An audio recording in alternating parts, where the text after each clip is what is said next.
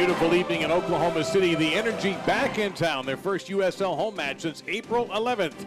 And the Energy FC takes on Orange County Soccer Club. Along with George Metellus, I'm Dave Lamont. Thank you for joining us and welcome to OKC's 50th home match in club history. And George, a great opportunity to turn things around. They feel good after a nice U.S. Open Cup performance. But a week ago, their hearts were broken in Phoenix. Yeah, last-minute goal given up in second half stoppage time, and it cost them the 3 points and a tough loss on the road. But they're back home in front of friendly fans and faces, so we'll see what happens. Key player to watch without question for Orange County is Jerry Van Avike. Yeah, Jerry Van Avike, as it says, leads the team in goals, shots, and chances. And with the Oklahoma City defense that struggled this year, he could have a big game. It'll be important for the defense of Oklahoma City to focus on him and slow him down. Had OKC picked up at least a point in Phoenix on Saturday, the man of the match, without a doubt, was Alex Dixon, and we feature him tonight. Yeah, Alex Dixon down that right side. He's shown a lot of pace. 2 goals in that U.S. Open Cup victory over Moreno Valley FC, and he is one of the goal scorers in USL play for Oklahoma City. So if he can get on his pace, show his speed down that right wing, he'll be very dangerous. Take a look at our 11s, beginning first off with the visitors from Orange County. In goal, Charlie Lyon. He's played every minute so far for Orange County, and he has had 17 saves so far for the visitors. Head coach Logan Paws is sending out this group with Fernandez up top, then 18. Van Avike, Carlos Alvarez, Ami Pineda, Richard Chaplow is the captain tonight, then Oscar Sorto. And you have Solomon Ubias, Beto Navarro, Joe Franco, and we mentioned Charlie Lyon in between the pipes for OKC. A couple of changes here. We see that Jose Baril is back in the lineup, number 14 in midfield, and some injuries here. We're going to see Anthony Wallace in for Cody Andrews, who is eligible tonight. Also, Rasmussen is out. That brings Baril off the bench. Otherwise, you have Dixon, Gonzalez, and Vucic up top. Yeah, Anthony Wallace normally out wide as a wing back on the left side, but comes into the middle of the defense because of Cody Andrews and picking up a knock. So as you mentioned, Andrews on the bench, so Wallace would be in that center back position. Baril, look for him.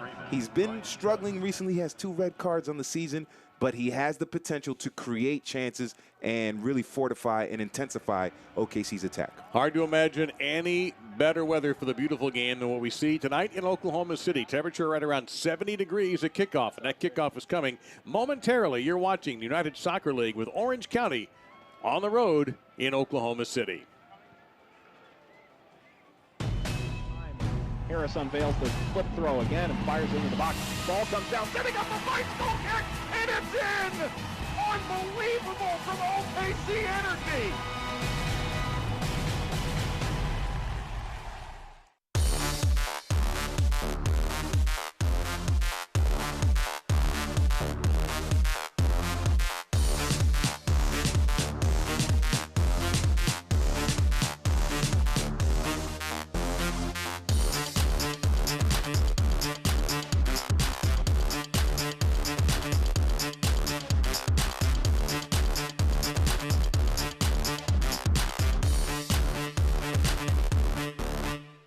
Your banking needs are personal, none more so than your personal checking. FFB has a checking solution for you.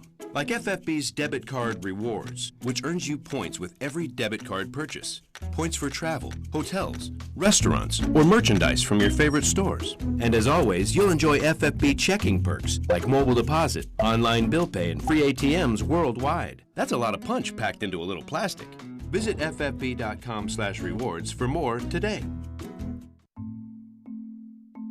What if you could keep an eye on your business every hour of every day and know where your customers are at any moment? See what your employees are doing or tell if your windows and doors are secure. And what if you could do all that from anywhere? Introducing Cox Business Security. With HD surveillance and 24/7 monitoring, our security never sleeps, so you can. Cox Business Security Solutions. Security that means business. Harris unveils the flip throw again and fires into the box. Ball comes down, setting up a bicycle kick, and it's in! Unbelievable from OKC Energy! Hey, Energy fans, the wait finally almost over. After 38 days without a USL home game here at Taft Stadium, Oklahoma City back on the pitch. A crazy week for OKC. After getting back from the desert on Sunday, they had to gear up for their opening round cup game in Norman against Moreno Valley, a match that saw OKC cash in for 5 goals. That's the most in a single game since the preseason. OKC hopes to carry that momentum with them as they head back into USL play. Yeah, that's the plan. So, we got the forward guys all got a goal, I believe. So we're got to keep it going and keep that momentum. So with the positive thoughts from the Open Cup play, OKC does finally come home to face the 3-2-1 OCFC. The Energy haven't played at Taft since April 11th, that game against Sacramento, a memorable one. Of course, there was the flip throw bite kick goal, but also the only win for OKC in USL play in 2017. But both the players and the coaches are ready to turn things around, and they know they could use a helping hand from the Energy faithful at home. Roster notes, no Andy Craven for this game. He'll be back serving that red card suspension, and Jose Barril is now back eligible after having to sit out of Open Cup play. Can the Energy get back on track, get a win in front of their home fans for the first time in 38 days? We'll find out. Kickoff right around the corner. I'm Brent Skarkey for Energy FC TV. Hi, Brett. Thank you very much. A beautiful evening here tonight, we mentioned, and interesting to see the approach for Oklahoma City, George, because that was a difficult loss. I mean, they looks like they're going to sneak out with a tie on the road when Highland gets the PK, and then suddenly, in the 95th minute, the referee is probably moving the whistle to his mouth. Yeah. Phoenix gets the game winner and sends Oklahoma City to the airport with a very difficult loss. So they bounced back nicely on Wednesday, but let's be honest, that was not a team quality they're going to be facing tonight with Orange County SC. Orange County SC will be in the dark uniforms with the orange numbers. Take a look at our officiating crew tonight. And a man of the match, the man in charge, our referee, John Freeman. At Taft Stadium, the Greens lined up in their home green and whites. Busy day at Taft. This is the 4th match of the day at Taft Stadium. The U23s won today for OKC's Energy. Then in the afternoon, Police Athletic League championship matches. And now tonight in Orange County, pressing early, going to the right. Cross here, dangerous in front of Lorendi and booted away, but not out. And early pressure put on by the visitors. That, however, is a little bit out of control by A-Team, and you'll get a look at the captain, Cody Lorendi, with a goal kick. Yeah, that win over Moreno Valley in the U.S. Open Cup. They finished, the opponents finished with 9 men, so that really helped OKC. But it was good for them to score 5 goals to show that they can score goals because they have struggled this season. And sometimes it takes a burst like that to open things up and to get the games going and get the team going, get the team's confidence going. You see the rest of the officiating crew, Ryan Cook and Emily Fletcher, the assistants, and George Friedman gets yelled at by both coaches tonight. Yeah. But he gets to hold up the scoreboard, so that balances out somewhere, I think. Yeah, that's always fun, yeah. I'm telling you right now, I think they should give away maybe as a little auction item or have a child join him and hold up a board also to announce the substitutes. Oh, one thing's for sure. You have a little kid holding up the sign, the coaches will definitely watch their language. That's for sure, yeah. Or they'll just switch to another language if they happen to be bi or trilingual. Yeah. But I'm interested to see how OKC comes out here. Orange County has a very good record coming into this match, and how they can carry that momentum from that U.S. Open Cup game. A couple of changes in the lineup. I want to see how they play. It's going to be interesting to see how the match progresses. And the injury causing the changes, Cody Andrews out after suffering some nerve damage in his back. He did not play Wednesday, neither did Rasmussen. He was injured in the late seconds in that loss to Phoenix. They are listed as available tonight. And Jimmy Nielsen told us during the week he was hoping they would be able to play this Saturday. So we'll see as the match progresses if they're going to be needed and if they can actually participate. The game against Phoenix, and we did that game, Dave, there were opportunities and times, I should say, where OKC looked like they could really become a cohesive attacking unit. There were triangles being formed all over the pitch. It was quick one-touch football up the field. So the potential is there. It's just a matter of consistency for Oklahoma City. You can say the same thing for Orange County as they press just a little bit there with Avike. They're either on or they are not. Their last 2 games, May 6th, 2 weeks ago, they took down LA Galaxy 2 4-0. Then they go to Tulsa and get beat 0-4. That is a wild mood swing, and the game before that was a draw, so they've been all over the map so far this season. Centering here, a little bit dangerous, And it's going to be cleared away by Anthony Wallace. Yeah, some last-ditch defending there. And one thing that hurt Oklahoma City in that loss to Phoenix was the man marking. They're going to have to do a better job of communicating that back line, especially with Daly and Wallace, who probably aren't too familiar with each other. They have to do a good job communicating. Easy touch there from Alvarez to Lorendi. I don't know whether Alvarez is waiting for someone to try to beat that ball down there, but it didn't work out that way, so Lorendi will set him up. Yep, it's a very attack-minded formation put out by Logan Paws, the manager, the coach of Orange County. It's kind of a Christmas tree formation, that 4-3-2-1. So that allows Van Avike and A-Team to get out wide. And so we'll see how that Oklahoma City's defense responds to it. We had goalie-to-goalie action that time as Lorendi's boot went all the way down in the neighborhood of Lyon, and the scramble won by the defense. And now we're just going to go goalie-to-goalie here. Mentioned the weather, 72 right now, going to drop a few degrees as the match goes on. Breezy out of the north-northwest at 14 miles an hour, but as you can see, absolutely gorgeous. Yeah, certainly perfect weather. Oklahoma City had that snow game in Colorado. Yeah. So I'm sure they're happy to be in this weather. It really is perfect weather for a soccer match. Yeah, they were in the 90 degrees in the dry desert heat out in Tempe last week, so they get something a little more friendly, and that's a little miscommunication there. And Orange County SC, not FC. That's a different club entirely. This is Orange County SC. Yeah, but right now, Oklahoma City just having a little bit of problem kind of holding on to the possession. Still very early on, so they're still trying to figure out what Orange County wants to do here, but most of the possession so far for Orange County. They've had a couple of little chances as Highland will intercept that pass there, but nothing too terribly dangerous and nothing that's forced Lorendi to make any saves yet. Now a nice run here by Baril. Drops it off to Miguel Gonzalez. Back to Baril. Had an idea on the cross for Dixon, but it was headed away. Yeah, well done there by Dixon. The only difference is on that run, he has to cut inside the extra defender there, but the idea was right for Dixon. Dixon had a very, very good match. He was very dangerous. And then too far, headed out by Sorto. And this is good Oklahoma City soccer right here. One touch, hold the possession, patience. It's well done here by Oklahoma City. Chip on the cross, chance in the box here. Well defended, though, and a very nice job defensively that time. I think that was Upias, and he absolutely body blocked cleanly. Yep. And that allows the goal kick here for Charlie Lyon, who's played every minute in net so far for Orange County. Salomon Upias on loan from Pachuca in the Mexican First Division of Liga MX, and he does a very good job there defensively. Well done, but the build-up to the attack there for Oklahoma City was very good. They held the possession. It was quick one-touch passing to a man in open space, and that through ball there, I believe to Miguel Gonzalez, was very good. So the spaces are there, and Oklahoma City has the potential to play that football. They just have to consistently do it over the 90 minutes. Race to the ball here. Lorendi will get there first and easily, as Fernandez was hanging around, forechecking a little bit.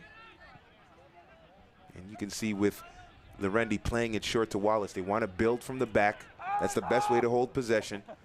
And that means Juan Pablo Guzman or Daniel Gonzalez, they're going to have to track back from their center midfield position and be that link between the midfield and the between the defense and the attack. So look out for those two. Those two have to get a lot of touches. Highland won that ball. He'll get the throw in very quickly as Oklahoma City tries to counter. But way too many dark shirts around there, and just nothing they could do with it. Be careful there with the backwards header that almost turned into a turnover. You see again a little forechecking pressure. Highland goes left-footed that time, and it's going to be headed away, but not out.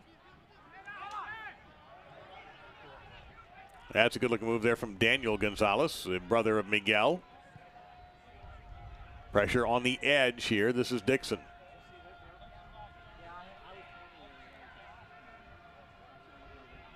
And they'll go all the way almost back to midfield. And that's good defense there. It appeared to be from Orange County SC, as OKC certainly having a time of possession edge, I would think at this point. We'll refresh that here in a moment. But Right now, not able to get a clean look at Lyon. Yeah, what happened is with OKC quickly moving the ball around, Orange County did the best thing in terms of defense, is just get the numbers of bodies back behind the ball, try to limit those spaces, limit the touches. So well done by Orange County to get back behind the ball. But OKC, we're seeing them playing with purpose. They're playing quickly, and it's just a matter of time before they can get another good penetration into that final third and really test Charlie Lyon in goal. Well, the big issue after a tough loss like Saturday is confidence. Yeah. And Jimmy Nielsen mentioned, look, I had to build him up a little bit. I admit it. I asked him, what were you like? Were you the tough guy this week, or did you have to build him up? And he said, I had to work on their confidence a little bit. Contact there. That foul will go against Wallace. And down there you see the left hand of Wilito Fernandez bandaged up a little bit. But you know what? He's not going to need it anyway. Let's see if the foul is worth. Yeah, Wallace give him a little something in there in the rib cage. Yeah, a little physicality there, but that's good. It wasn't a yellow card, which is good. But also send a message to the Orange County attackers that, hey, you're not going to be able to just move freely without the ball, run into space without a little bit of contact. You need to know I'm there. So it's a good foul by Wallace. I know it gave up a free kick, but it wasn't a yellow card, and it gave a good message here to Orange County that there's a physical presence here, so you better be careful. Ben Avike will strike. See what this set piece looks like here for the visitors. Now he gives it up, and it's going to go all the way through that time, as it was Pineda who took the strike with the left foot.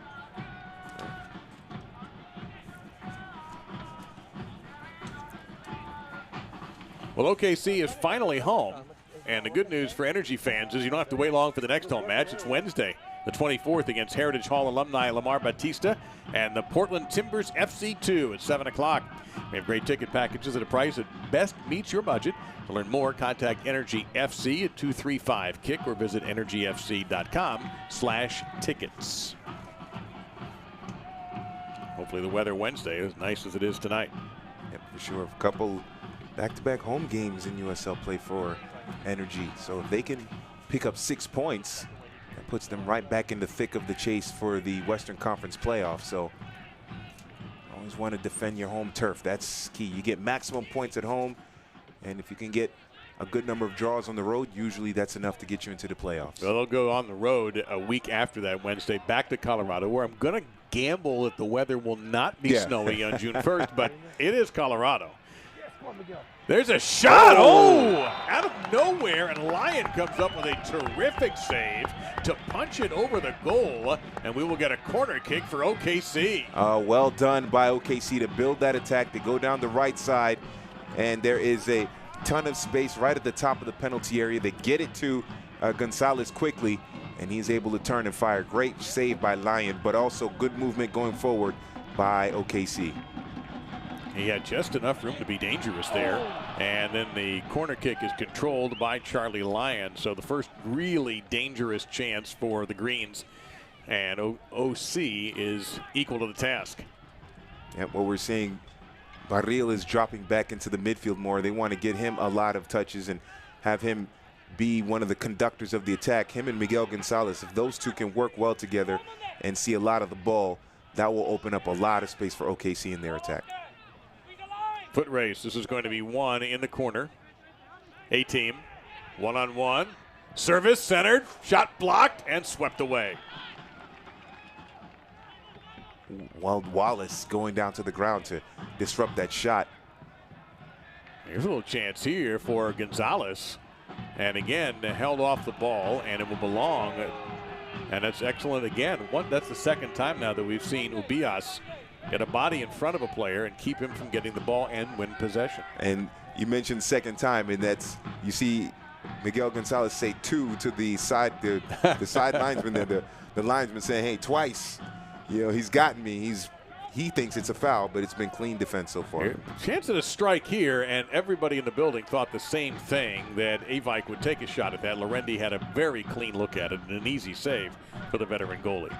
And so far, Lorendi hasn't been tested too much, so can't get too comfortable back there, but everything that has gone his way, he's been able to position himself very well and handle it very comfortably. So that's a good sign. See, we're about half sun, half shadow right here at Taft. And Daniel Gonzalez was control. Up ahead. This could be dangerous for OKC. Dixon, and was beaten to the spot there. If he had somehow gotten loose, that would have been dangerous. He could have had an opportunity. And we're going to get a foul, but against Orange County. So OKC will take over. Yeah, that's a very easy call there. Looked like Chaplow going over the back. And that's Chaplow again. He's going to be hit with a foul this time. The captain for Orange County, the Englishman. And down for OKC. Still can't get a clear read on the number, holding that left calf. I think it's Barril.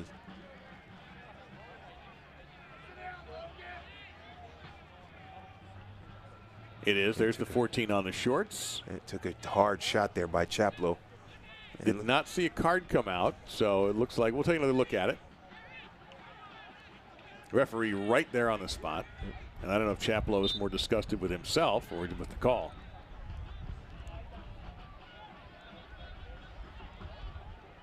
I think Barril was trying to see if he can induce the referee to give Chaplow a card, but didn't quite work. Freeman just giving the verbal warnings now. Yeah, OKC pressing here off the Highland throw-in, but he could not control. Sorto came away with it, and he has knocked off an OKC player, so Orange County holds again in the 15th minute. It is 0-0.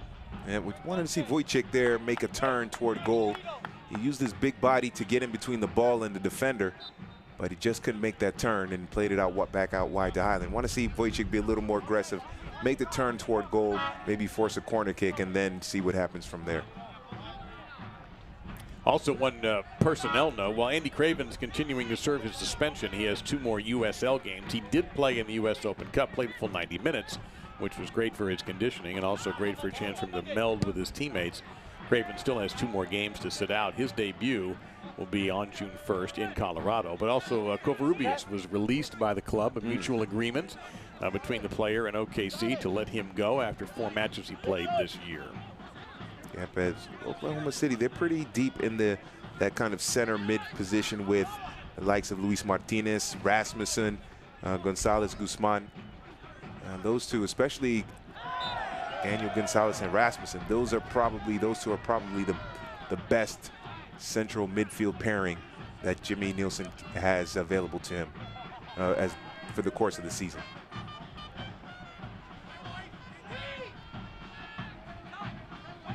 So working their way around the back line, you can get a good look there at Anthony Wallace. He'll press forward. There's the big fella, Wojcik. Over to Dixon. This has possibilities now for OKC, depending on what Dixon can do. He'll strike. Oh, just wide.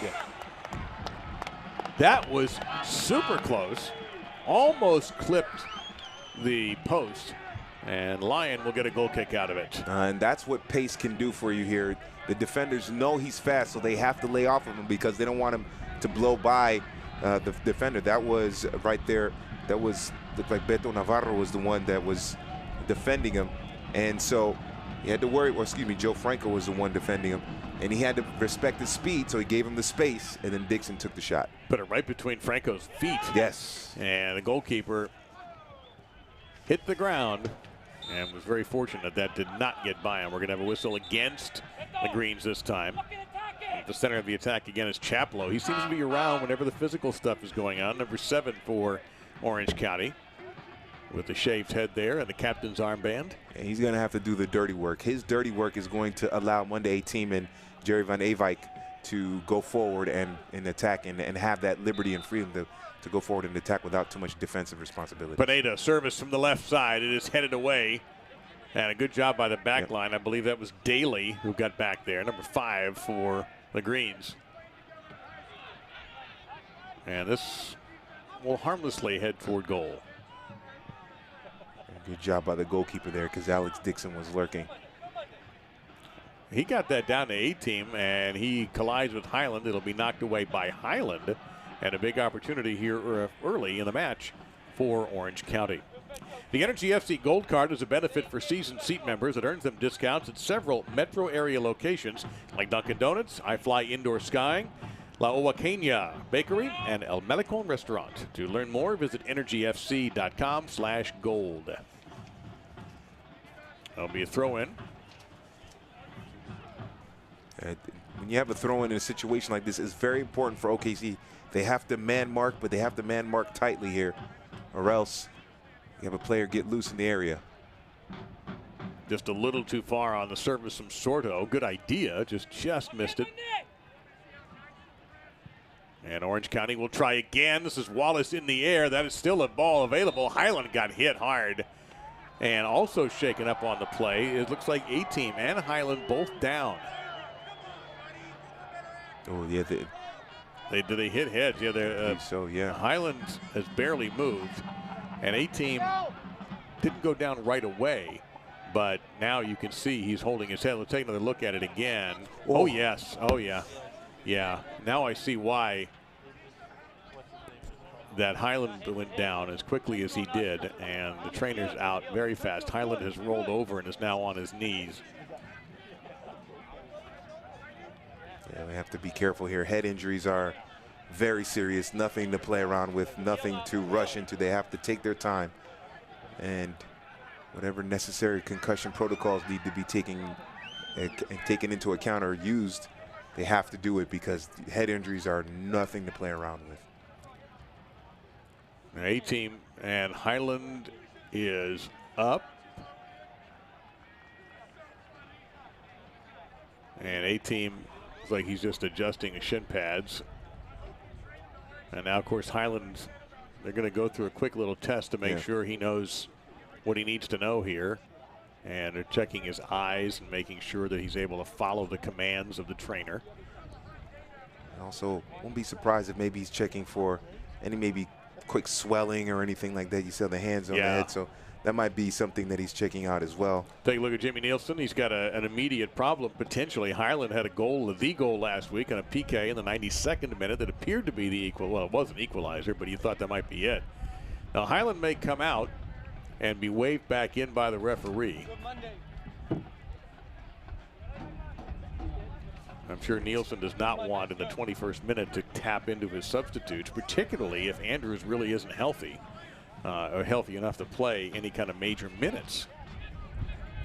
He suffered a back injury. He was slid into with two knees, caught it in the back just above the glutes, and it was very painful to watch. Can't even imagine what he felt like. So for the moment, the Energy, and you see Highland is back. He is right there. So they are not a man down, and an A-Team is back also, so both players survived what certainly appeared to be a pretty rough collision. Yeah, I was going to say that if Highland had to come off, the only other player that they have that's a defender on the bench that's at least a wing defensive player was Richard Dixon, who's been on the right side for the season when he has played. So that might be the choice that they decide to use if Highland had to come out, but it appears that he's okay, and that's both him and A-Team are okay, so that's good. It's good to see them both out there. That'll belong on the throw-in to Orange County. They have 9 goals on the year. 2 scored for them. Not by them, but for them. Doing the math, I kept adding up. I go, wait a minute, that's only 7 goals. Then you do a little more digging, and you find that they've had own goals in their favor. As Van Avike has 3 to lead them, plus an assist for 4 points. OKC finding the back of the net's been a problem. They only have 4 goals, period. And that has been a major issue for this team. And you have Andrews, who has one of those goals on a set piece as a header, who's not starting tonight. Highland has the PK goal. You have the spectacular goal that many of us have seen by Gonzalez, Miguel Gonzalez, and Alex Dixon has a goal. Right, it's a situation for OKC where it's been a problem just finishing the chances. They're creating chances, they're getting shots, but just finishing them, that's the key. And remember, they traded away Denny Koenig, who 2 seasons ago had 20-plus goals. It hasn't worked out for Koenig in terms of finishing his chances last season and then going into this season. But if they can find a way to just finish them, because they are creating chances, that's the thing. And you ask any good goal scorer or any good high-scoring team, they'll say it's all about creating the chances. You get creating the chances, then the goals will eventually fall. So as long as they keep continuing to create chances, you figure that the goals will start to come and they'll be able to score a lot more goals and use that as a way to win more games. Quick lecture from our referee once again involving Chaplow and also an energy player. Now Daniel Gonzalez, will he work it to the right or let's try to cross it? Chaplow chasing him, he dumps it off to the right side. There's a low cross and but put over the top of the crossbar and a goal kick coming up. Yeah, good job there by Wojcik just to get to the end of that ball. I think if he starts his movement a little bit sooner, maybe he's able to turn his hips, get a shot onto frame, but still good movement there and good passing on that right side between Harris and Daniel Gonzalez. He's able to connect with Wojcik with 5 Orange County players in the area. So the spaces are there, the opportunities are there. It's just a matter of the finishing. That's what it comes down to for Oklahoma City. Well, they've had the best chances so far. This will go back to Lorendi as Fernandez was in pursuit, but that's not one of Cody's best kicks. And that was a questionable decision. That looked like that was going to go out and be in favor of Orange County, and all of a sudden it's going to be energy ball, and Highland with a good throw in here. Trying to work it toward Gonzalez, but Orange County plays keep away with Ubias. Now over to Navarro. Yeah, trying to press a little bit, Oklahoma City. They're doing is they're pressing high and then forcing Orange County to play the ball long, and the long ball hasn't worked for Orange County, so it's been easy defensively for Oklahoma City in that respect. If they can continue to press high, put pressure on the players, these are the situations like what just happened there. Baril with the steal, ahead to Vucic. Now the one-touch pass, clear, shot, save! Oh, penalty. Oh, wait a minute, you're right. Yes. They're pointing to the spot, and OKC will have a PK opportunity. They pressed the player up high. And the red card as well. Oh, yes, it looked like Miguel Gonzalez got his shirt pulled on that breakaway opportunity. He's the last man between the goal, the goal and the goalkeeper, I should say. And it's that last man rule preventing a goal-scoring opportunity, and he gets a player sent off. Well, it might be Navarro who just sort of had a mini snap right there, and now the captain, Chaplow, will come over. We'll confirm that here very shortly, but the red card came out very quickly by our referee, John Freeman. Yep, the rule of FIFA, if it's the last player and he prevents a goal-scoring opportunity, then he is sent off. That is the rule in world soccer, and that is huge in favor of OKC. But it started with them pressing in the midfield, led to a quick turnover. Great passing there by Baril, and Miguel Gonzalez was the beneficiary of that breakaway. And now it's a chance for Highland to put away this PK. Highland had the PK last week, successful against Phoenix. It was an absolutely perfect strike to the goalkeeper's left, and the Phoenix goaltender read it. The shot was so good that even reading it didn't help. So Orange County will play down a man the remainder of the match following this PK. Lyon trying to make himself big. Highland looking for his second goal of the season, strikes, and he can't get it. Lyon rejects it.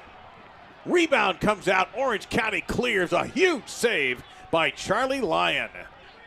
For Orange County fans, they're going to say it's justice, and they got a little bit lucky there. It's a well-designed, or I should say well-taken penalty. He goes to the right side, keeps it low, puts some power on it, but he's unable to finish it. Well done and well read by Charlie Lyon. It's Oscar Sorto who has been sent off. So Sorto, number 2, out of the game.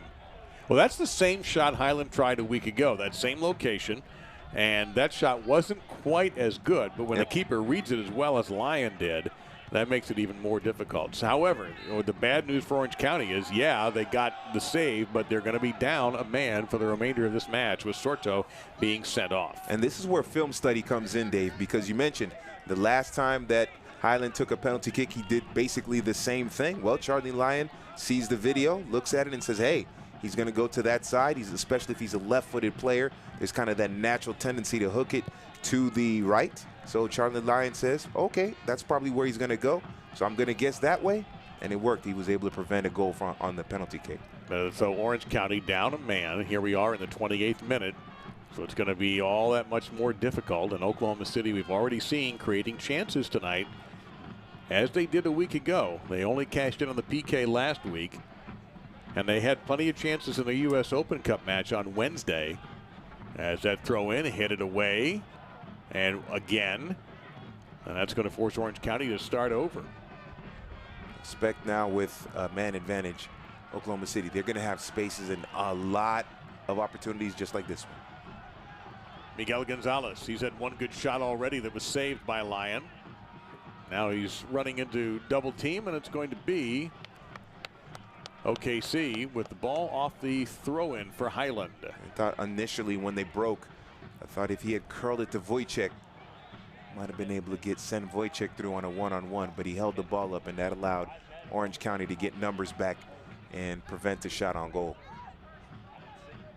Also the psychological downer now for Orange County. The shock that's going to take a minute or two to recover from realizing they have a long way to go in this match, and they won't be even unless, of course, an OKC player gets sent off. Here's a strike, and right at the keeper, Lyon, who's had to be sharp in the last 5 minutes of this match. And now OKC with the man advantage, you figure they're going to be more aggressive, so you look forward to Harris and Highland being more aggressive, pushing up forward down the left and right side, or I should say Harris on the right and Highland on the left.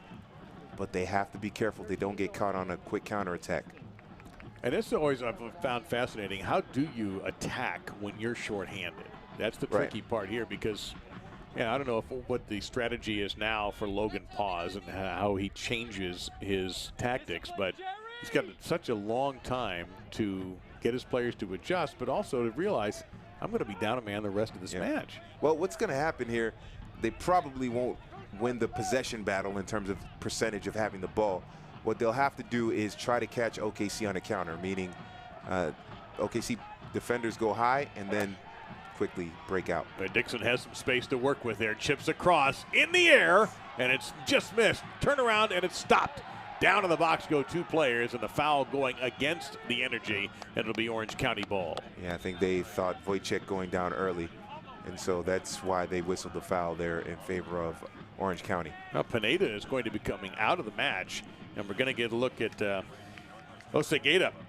Juan Pablo Osegueda will come in. So Pineda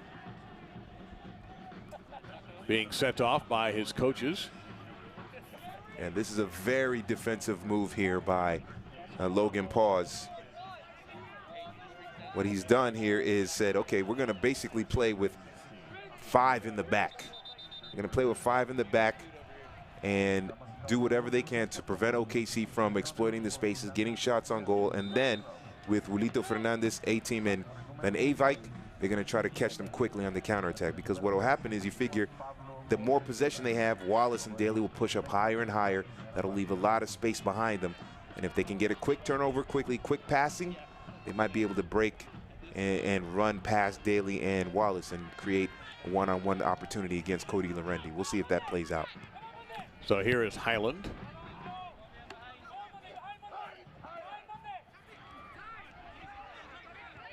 And the possession, you were right, George. It does appear that OKC is winning most of the possession, but as soon as we say that, of course, counterattack coming from Alvarez, makes a couple of nice moves, and then sends it back. What OKC has to be careful of is they have a man advantage, so they're going to really be aggressive, but they can't be overly aggressive, and they still have to hold on to the ball and keep possession in the midfield. Barril has to play with a little more discipline.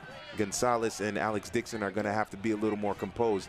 They have the man advantage, but that doesn't mean that they can be too wild or too aggressive going forward, because it'll leave space in the back, but also they won't be able to hold on to the ball as much. So they have to be careful, even though they can still be aggressive going forward. They just can't be overly aggressive. That's a 2/3 to 1/3 possession advantage for the Greens so far. If you're just sitting down, we're 0-0. Had a penalty kick by Highland that was saved by Lyon for Orange County. But the penalty kick resulted in a red card. It'll go back to Lorendi here safely. And Oscar Soto was sent off in the 25th minute. And now a substitution. Pineda comes out. Osegueda comes in. Morelos is a proud partner of Energy FC. Get your grocery shopping done and buy your tickets to the next Energy FC home match at all 4 Supermercado Morelos locations, including Northwest 23rd and Meridian, Northwest 50th and MacArthur, off of Northwest 5th and I-35 in Moore, and the newest location, Southwest 59th Street. Along with George Metellus, Dave Lamont. USL Soccer on the air with OKC from Oklahoma City, Taft Stadium. Yeah, what's going to happen, you see they tried to play, I believe it was Osegueda who tried to play that ball quickly up top, try to connect with A-Team. If they're going to have a man down, they want to play that ball quickly out there because they know with that possession, Daly and Wallace are going to be playing up high. They're going to be basically at the midfield circle there. A quick turnover, quick passing, and they might have the speed advantage over those two, and they could really test Larendi in goal. Oh, nice little touch there from Wojtek to Dixon. Back to Wojtek. His shot is blocked. I love the first pass. Yes, yes. They'll try again, and it gets through everybody. Let's see if it touched ahead or if it's going to be a goal kick. That appears to be a goal kick here for Charlie Lyon. Yep, and that was, unfortunately for OKC, it was a great touch, but the ball didn't move forward. Dixon was kind of bursting through there. If the ball could have gone forward, played Dixon through, he was on sides, and then he would have had a great opportunity to score. But it just kind of went sideways, and it didn't allow, Dixon couldn't make the run and couldn't connect on that pass.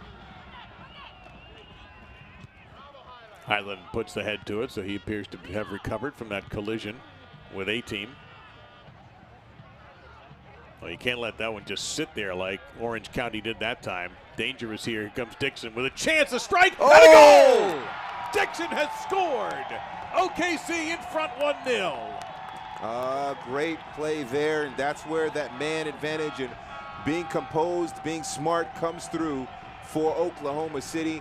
And the pace of Alex Dixon, he gets it beautifully from Miguel Gonzalez, and he puts it in that far post, and they had to respect the pace, which means they played off of him a little bit, and he was able to use that space and to find the back, that far post. Well done.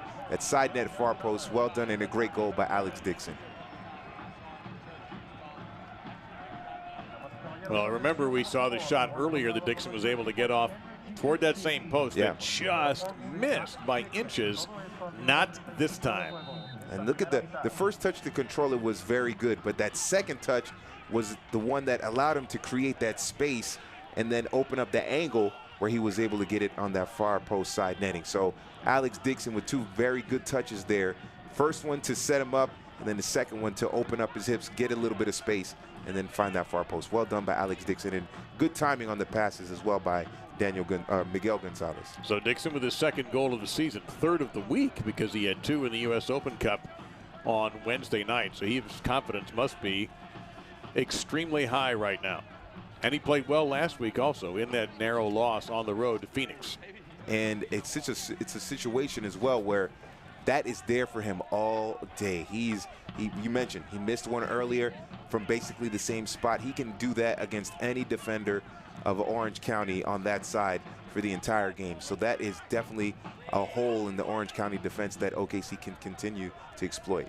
And you can't plug it because you're down a man after the red card that sent Sorto off. So that's just going to be a headache. And now, if you're just trying to get out with a point, you're going to have to press a little bit more, but that also opens the door more for the Energy. So absolutely.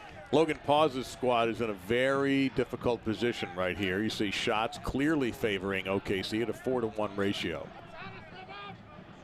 And with the sending off of Sorto, I mentioned they're playing 5 in the back. Well, actually, it's kind of they're playing 2 lines of 4. Franco has moved over to the right, and Osegueda is on the left. Highland playing up. I wonder if OKC is thinking if we get up here 2-0, we have this game by the throat. And but they need to get 3-4 goals and really send a message to Orange County and the rest of the league, and also to their home fans. Portland will be in on Wednesday. That certainly won't be easy, but at least it'll be a home game. This OKC side has not played at Taft in a USL match in 38 days. Oh. And they went through a stretch of only playing 1 game in about a month. So they're just sort of playing catch up with the rest of the league. And now Play on, says our referee. Highland involved again that time.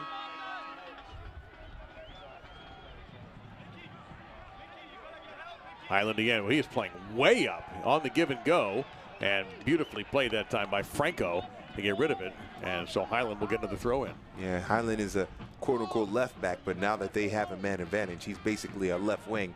He doesn't have to worry too much about his defensive responsibilities now.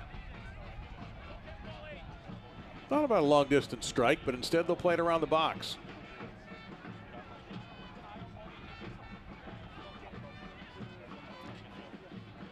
Barril, we're seeing him a little bit deeper than I expected. I thought Barril would be a little bit closer to the penalty box, penalty area, but he's kind of that center mid defensive role, kind of playing that free safety, if you will, to borrow an American football term. Highland will center, and it's going to be a corner kick coming up, and that was dangerous. That was a little closer to the goal than I am sure Orange County intended. So we'll see what the set piece looks like here, and it'll be Barril to take it. And this is where they really have to go for the throat here. Try to get a second goal before halftime, because you figure playing 10 men in the second half on the road, Orange County will be worn down in that second half. Cross, like a good chance for Gonzalez, but it didn't quite materialize. So Buddy will try again. See Orange County down a man. Ejection of the 25th minute. Red card led to a penalty kick that was saved. And coming off the line, and Lyon saw it all the way. The Energy FC Gold Card is a benefit for seasoned seat members, earning them discounts at several metro area locations, including Dental Works, Central State Beauty and Wellness College, iCakes Gourmet Cakes and Desserts, and Supermercado Morelos. To learn more, visit energyfc.com/gold.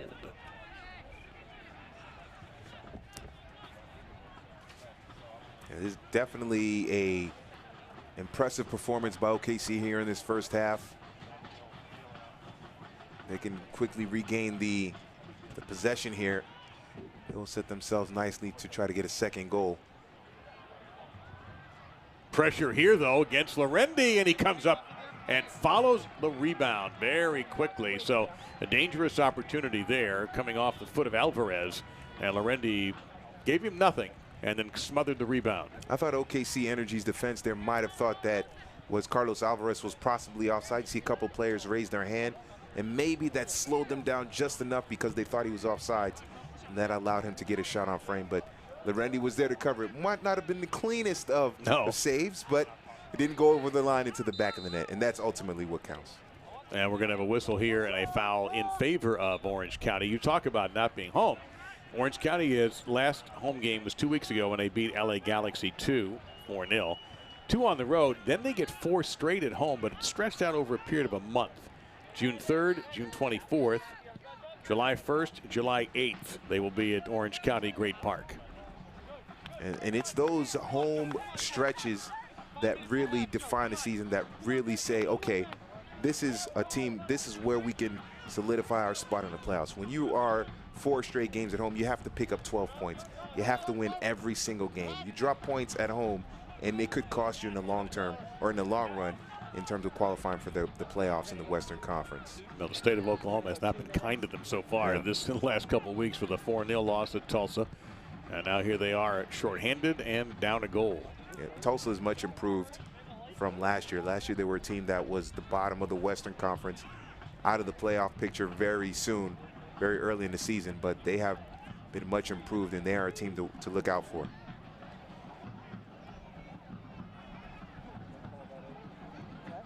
So OKC with time and the lead on their side, able to play a little bit of keep away here. See Daniel Gonzalez dropping back his kind of safety valve, someone to help out Mickey Daly and Anthony Wallace, but you see they're playing very high. They're at the center circle, the midfield circle. A chance here for Dixon in the corner. He had to turn his body, though, away, and his cross is rejected by Ubias. And a throw-in coming in. Yep, as Orange County now obviously down a man, they're going to have to be ultra defensive, and you're seeing 7, 8 players in the penalty area trying to just prevent even a shot. Michael Harris, not enough room to do one of his spectacular running, leaping turning, twisting, somersault throw-ins. So he just played it straight. Barril and Daniel Gonzalez are kind of alternating, dropping back. Sometimes it's Gonzalez, sometimes it's Barril. Barril's calling for the ball, too, at the bottom of your screens. Yeah. He really wants it. He must have seen something, and his mates just didn't get him the ball. They work it around with Daly. Little press forward there. Now Wojciech, give and go. Beautiful look, shot, and another point-blank save by Lyon, who has been tested, and he is quizzing his defense mates now. What are you doing? Oh, that is some great soccer being played there by Oklahoma City. And Wojciech, with his back toward goal, is a great distributor. He has plenty of time to turn. And unfortunately for OKC, it doesn't go over the line into the back of the net. Great save by Lyon, but still, Wojciech with his back toward the goal and without any pressure on him, he's been able to distribute well. Come out with a low burner. And getting everybody on side there before chipping it back toward the box. They couldn't do it, so the energy will start over. Minute number 44, stoppage time. We'll certainly get some, as we had a red card. And also we did have one injury timeout where two players, it was Highland for OKC, and A-Team had a scary looking collision, but both have continued to play. Gonzalez leaves it off for Highland. The service into the box, headed away by the defense. They'll try again, and it's going to be blocked. However, it will be another corner kick for OKC here in minute number 45. Well, that's a good ball there for Michael Harris down the right side. Most of the dangerous opportunities, I should say, for Oklahoma City have come down that right side, that right middle channel. So they're taking advantage, and they're exploiting Osegueda, who came in as a substitute down that as a left back. They're taking advantage of him. Baril headed just wide. I think that was Vucek. Yeah. And that was close. 2 minutes of stoppage time, says the fourth official. And it appears for Wojciech, if he can continue to win the ball in the air on set pieces, on corner kicks, that's another threat they'll have to worry about. That diversifies their attack, and that just makes life much more difficult for Orange County as they try to at least salvage a point here. They had one pretty good look with Alvarez, who kind of walked in behind the defense when they thought he was offsides, and Lorendi stood up to the challenge there. And that's really been their only dangerous opportunity. It looked like first 5 or 10 minutes that they were able to create something, maybe find some space, find those holes in that Oklahoma City back line, but they went down a man, and it's been nothing but Oklahoma City after that. We're going to hear from Brent Skarkey here shortly after halftime and talk a little bit about Lamar Batista, who's coming back to Oklahoma City on Wednesday night when Portland arrives. And it should be a good game against Portland on Wednesday night. See who Jimmy Nielsen puts out on that game, how he rests the team, how they feel psychologically when they take the field. And if it's a victory in this game, they'll even be more confident going into that Portland game.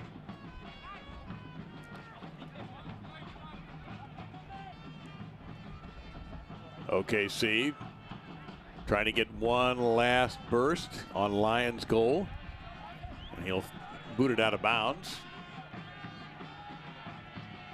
Yeah, at this point of the match, just clearing it out for Orange County, trying to minimize the damage. Going to halftime with a 1-goal deficit is the best scenario for Orange County right now. There you saw a more typical Harris throw in, but it went right to an an Orange County player. Will they have one? They will not have one thrust in them. It might be OKC with the thrust. Highland. Good turn. Vucek, Highland lays it off for Gonzalez. Gonzalez looking for the cross. He's got time. See, no one made a run to the near post, and that forced Miguel Gonzalez to play it back and hold the ball. You have everybody, a couple players at the far post, but you need someone. You have a man advantage, make a run toward the near post, attract the defenders, and then maybe you open up space in the middle. So that's something OKC has to worry about. We are at halftime, and the goal by Dixon has given OKC the 1-0 lead going into the dressing rooms. And don't forget, for the next half, also a red card to Oscar Sorto has knocked him out of the match. So OKC has the man advantage, and they took advantage of that. They have been the better side so far. We'll see if they can continue it in the second half.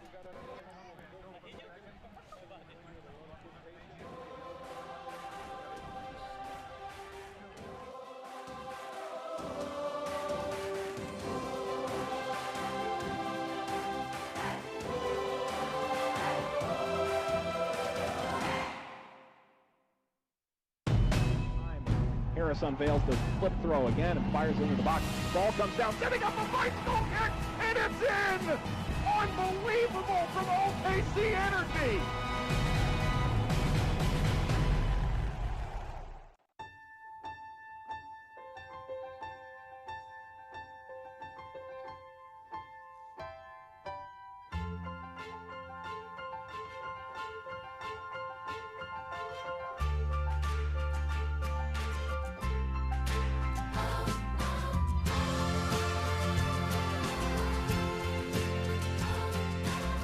Find out how a Mercy doctor can take care of you. At Mercy, your life is our life's work.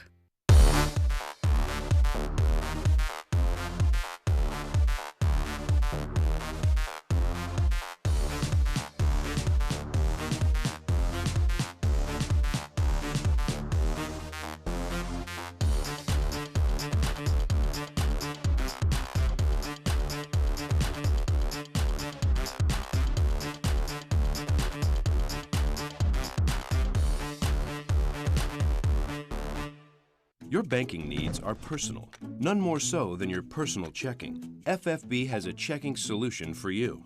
Like FFB's debit card rewards, which earns you points with every debit card purchase. Points for travel, hotels, restaurants, or merchandise from your favorite stores. And as always, you'll enjoy FFB checking perks like mobile deposit, online bill pay, and free ATMs worldwide. That's a lot of punch packed into a little plastic. Visit ffb.com/rewards for more today. Harris unveils the flip throw again and fires into the box. Ball comes down, setting up a bicycle kick, and it's in! Unbelievable from OKC Energy!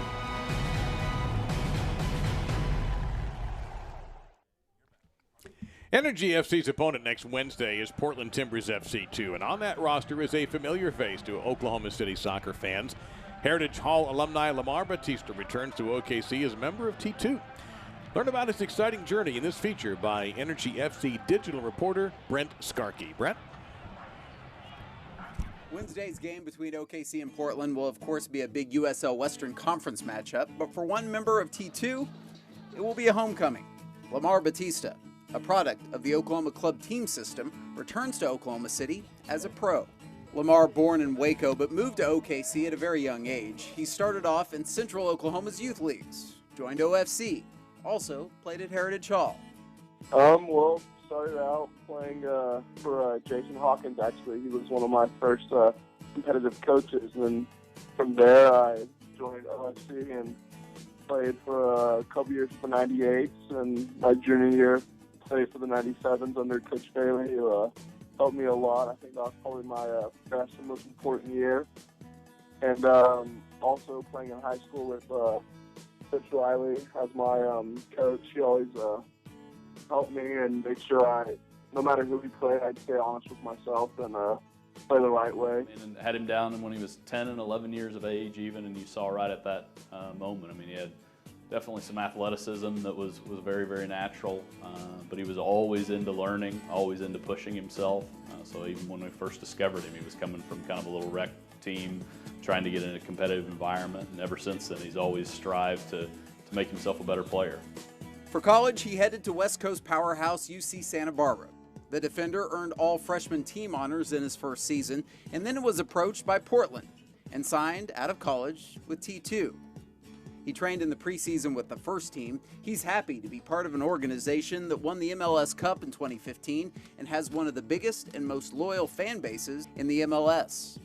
Happy and nervous at the same time, but once I got here, now I'm settled and more comfortable. I love it. It's great place to be to play soccer. The fans are great, coaching staff, team. It's a great place to be for development in soccer. He's a very physical, strong, good athlete, clever player, good left foot, very confident in his play and in his personality. I think he's at a very, very good place for his development right now in Portland. They're doing an amazing job with young players at Portland too, and the whole environment he's in at Portland. That was a smart and clever choice to pick Portland Timbers. He has a bright future. If he stays humble and hungry, he's just getting better and better. Lamar, well on his way to success as a pro. He knows his soccer roots in OKC were made stronger by the Energy success, and he likes the example he has set for future OKC players to reach their goals. Definitely become more popular around the whole Oklahoma area. I think with the academy system, all that growing, and hopefully for us to get one too, that'll also help. Just making sure they're in the right atmosphere, training every day, good environment, and proper habits. That's one of the big things I think takes place in development is habits. Yeah, it's exciting. We're seeing it now with the PDL and with the pro teams. It's so neat to see players of that age coming through, and then being able to provide the opportunities as well. And obviously him being able to be in with an MLS team every single day. It's really neat to watch, even when he makes the mistakes. Those are things that he could have gotten away with in the past, and again, they just keep growing him as a player. And Lamar, pretty familiar with the guys that play here at Taft Stadium. In fact, he's kind of helping the Portland coaches. Just a little bit, not too much, but I've mentioned a few things to look out for. Flip throw and bicycle kicks. That's the one. So remember, when the Timbers 2 and Energy face off on the pitch, one guy will be playing for his team, but he's also playing to represent the opposing team's city. For Energy FC TV, I'm Brent Skarkey.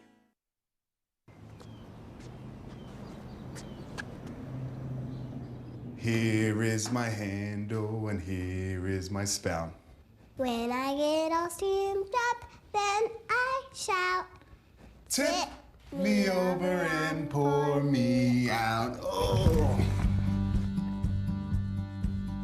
It only takes a moment to make a moment. Cheers. Take time to be a dad today. Here's your check.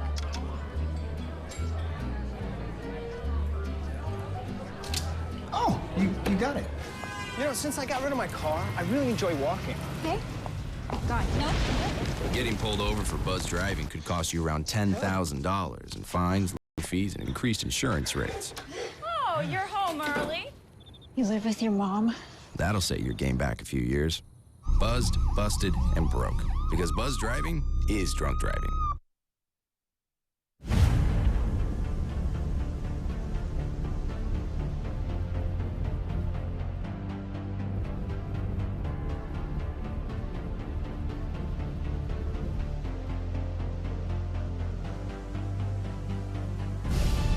We've raised the stakes. Expectations are high. Our biggest season yet will break records with elite players and future stars. Innovative technology and new homes. We're growing the game in our communities and across the nation. Are you ready?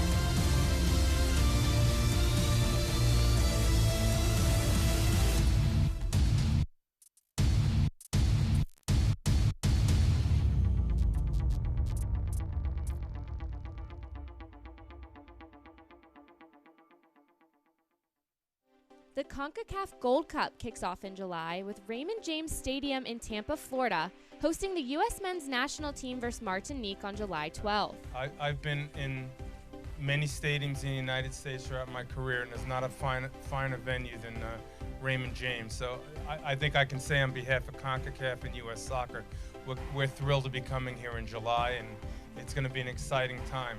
Coach Arena and the Cup finished the day with a visit to the USL corporate offices in Tampa. The growth of the sport in our country has grown tremendously. Everywhere in the United States, you can find a soccer club, and that's obviously is attributed to the growth of USL as well as Major League Soccer. So the sport in our country has grown tremendously, and we should be real proud of where we are in 2017. For USL Network, I'm Morgan Conklin. So this shot here by Alex Dixon has put OKC up 1-0 over Orange County SC. The green smoke celebrating the goal for Dixon, and Orange County is down a man following a red card. George and I will take you through the highlights and the stats of the first half when we return. Your banking needs are personal, none more so than your personal checking. FFB has a checking solution for you. Like FFB's debit card rewards, which earns you points with every debit card purchase. Points for travel, hotels, restaurants, or merchandise from your favorite stores. And as always, you'll enjoy FFB checking perks like mobile deposit, online bill pay, and free ATMs worldwide. That's a lot of punch packed into a little plastic. Visit ffb.com/rewards for more today.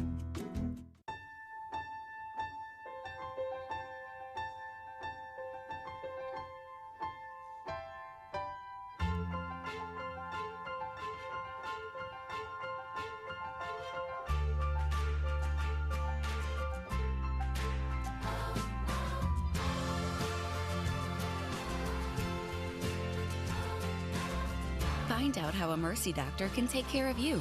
At Mercy, your life is our life's work. What if you could keep an eye on your business every hour of every day and know where your customers are at any moment? See what your employees are doing or tell if your windows and doors are secure. And what if you could do all that from anywhere? Introducing Cox Business Security. With HD surveillance and 24/7 monitoring, our security never sleeps, so you can. Cox Business Security Solutions. Security that means business.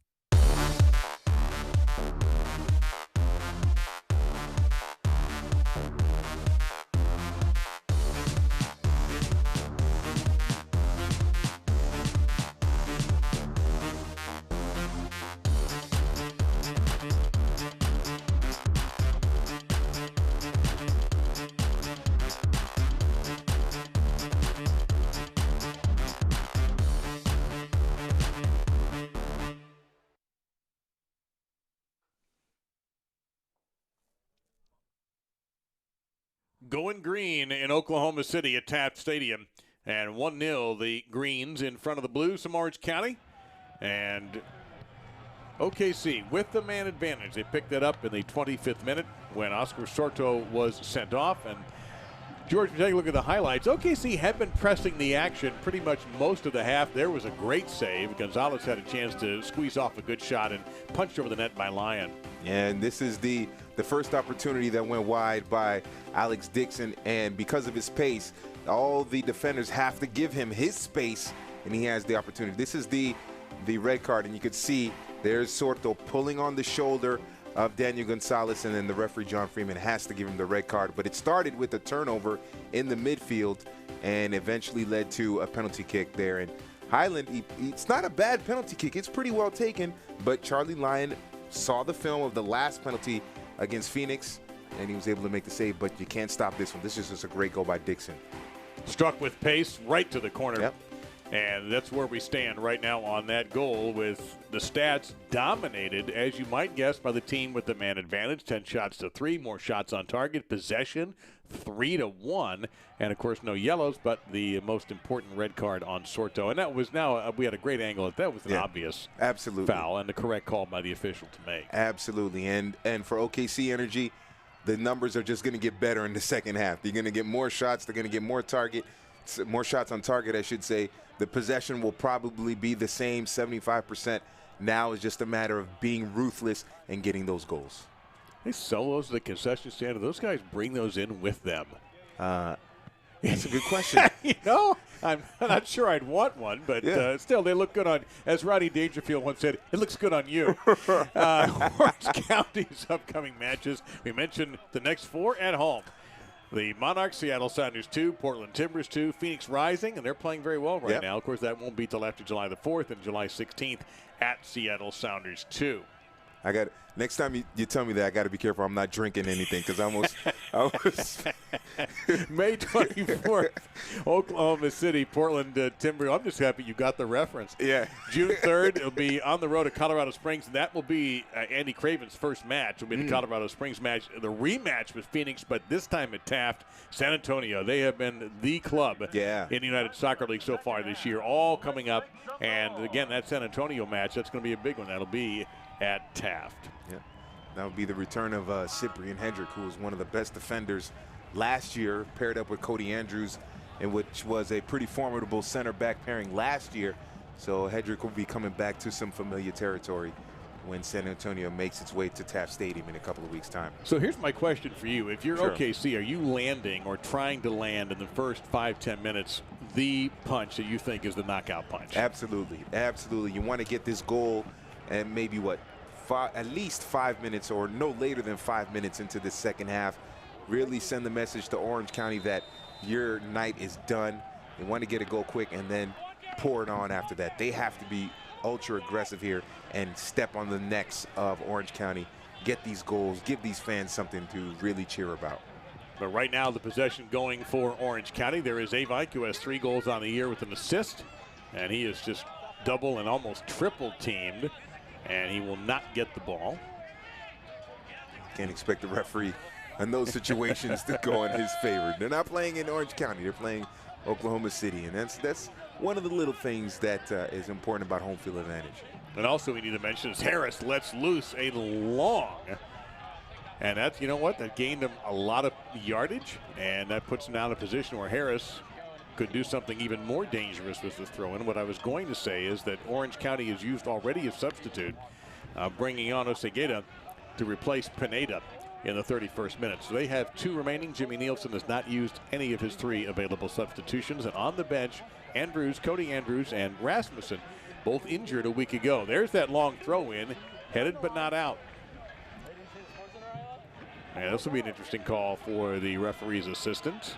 That was a curious decision there by Michael Harris. He threw it into a body just about 5 Orange County defenders. I thought maybe he was thinking Wojcik would get to it, but maybe not the wisest of throw-ins there by Michael Harris. But Michael Harris hasn't done anything wrong in this game. He's played very well down the right side of the attack, and look for him to be a little more adventurous here in this second half as OKC try to pick up a second goal.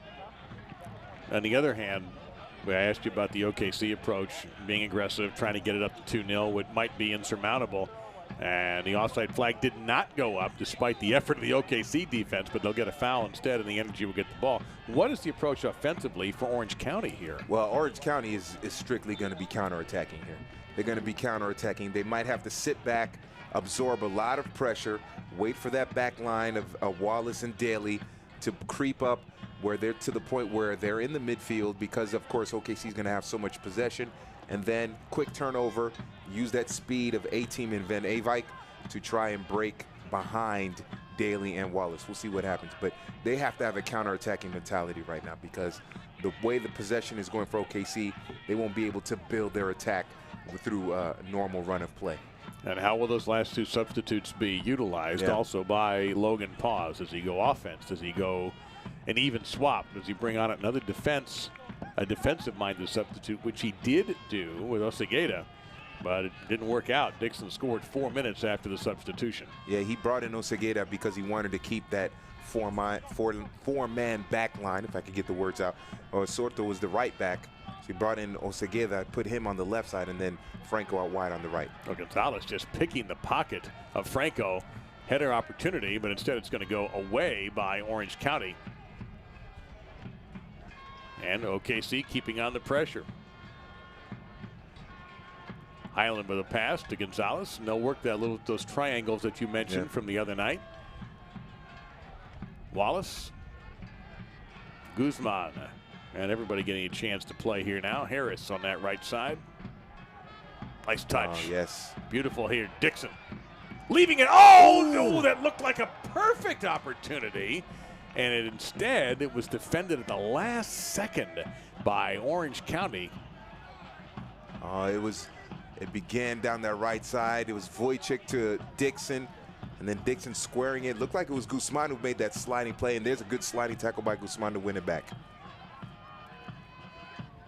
Got a man that's a little bit slow getting up is Fernandez. He needs to join the fray here pretty quickly because OKC putting on a lot of pressure. Dixon got Harris to dump off to if he chooses to, and he does. Harris with a low cross, too low, in fact, headed away by the back line. I thought Dixon, he had that space to just kind of run at it, but decided to play it out wide. I think Harris, if Dixon continues his run, Harris can play it right back to him, but instead he held up his run, and so Harris had to force it into the 6-yard box.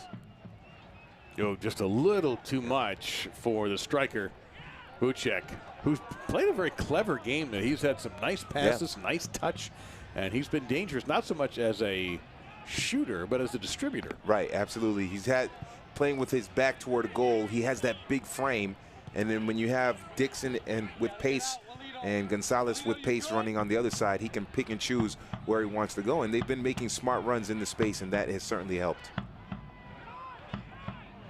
And right now, OKC almost toying. There's a nice tackle, however, by the captain, Chaplow, but they still cannot clear it out. OKC keeping the pressure on. That pass, ill-advised and ill-executed. And this is a good, aggressive maneuver or tactic by OKC. They have the man advantage, pin their opponent deep, try to win the ball back, press that back line, press those midfielders when they're deep in their attacking half, and win the ball back in close quarters. And try to get that dangerous goal. There's a shot that knuckled in on line, and he's able to come down and make a fine save. That was tricky. And that ball had some bend to it. It was kind of a knuckler there. Well done by by Charlie Lyon, I should say, to keep it out. Cross headed away, but now an opportunity here for Harris. He'll leave it off. And he might have been better off just go ahead and letting her rip. Absolutely. Well done by Oklahoma City. Ball was kind of swerving there. Lyon did a great job to keep it out. All goalkeepers need to do, they don't want bodies blocking the view. As long as they can see it, they can keep it out. Or at least that's the thought process. Right, and that you're right. That ball had a little dip on it, and he did a great job, Lyon. He's made several outstanding saves tonight and has had to. Yeah, he's easily man of the match for Orange County in this game. And more pressure coming from Oklahoma. Countered, however, by Orange County.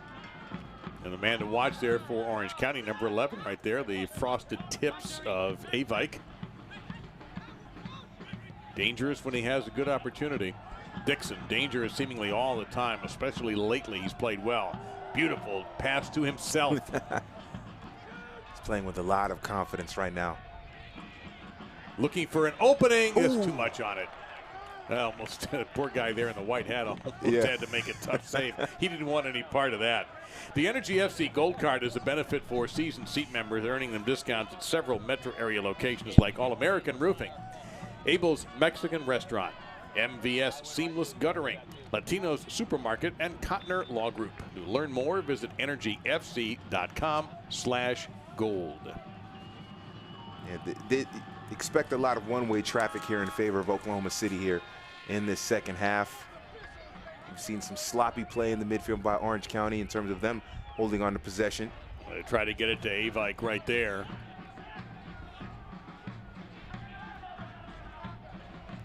And Avike will go, I think he was trying to cross. Lorendi saw it all the way.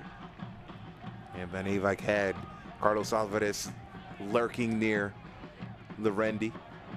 The service not very accurate, so Lorendi very comfortable there in that play and starting the attack. And once again, see Oklahoma City, they want to build from the back That's how you maintain possession. That's also how you open up space. You can see Van Eyck and Fernandez, they're a little high. They're trying to apply a little bit of pressure. Chaplow as well, but when you're playing with 10 men, that opens up space in the midfield behind them. So Orange County playing with a little bit of fire here. But playing a man down since the 25th minute when Oscar Sorto was sent off for a foul we showed you at halftime. In the box, led to a penalty kick that was saved, but a few minutes later, Dixon got a beautiful strike, and OKC got on the board with just their 5th goal of the season.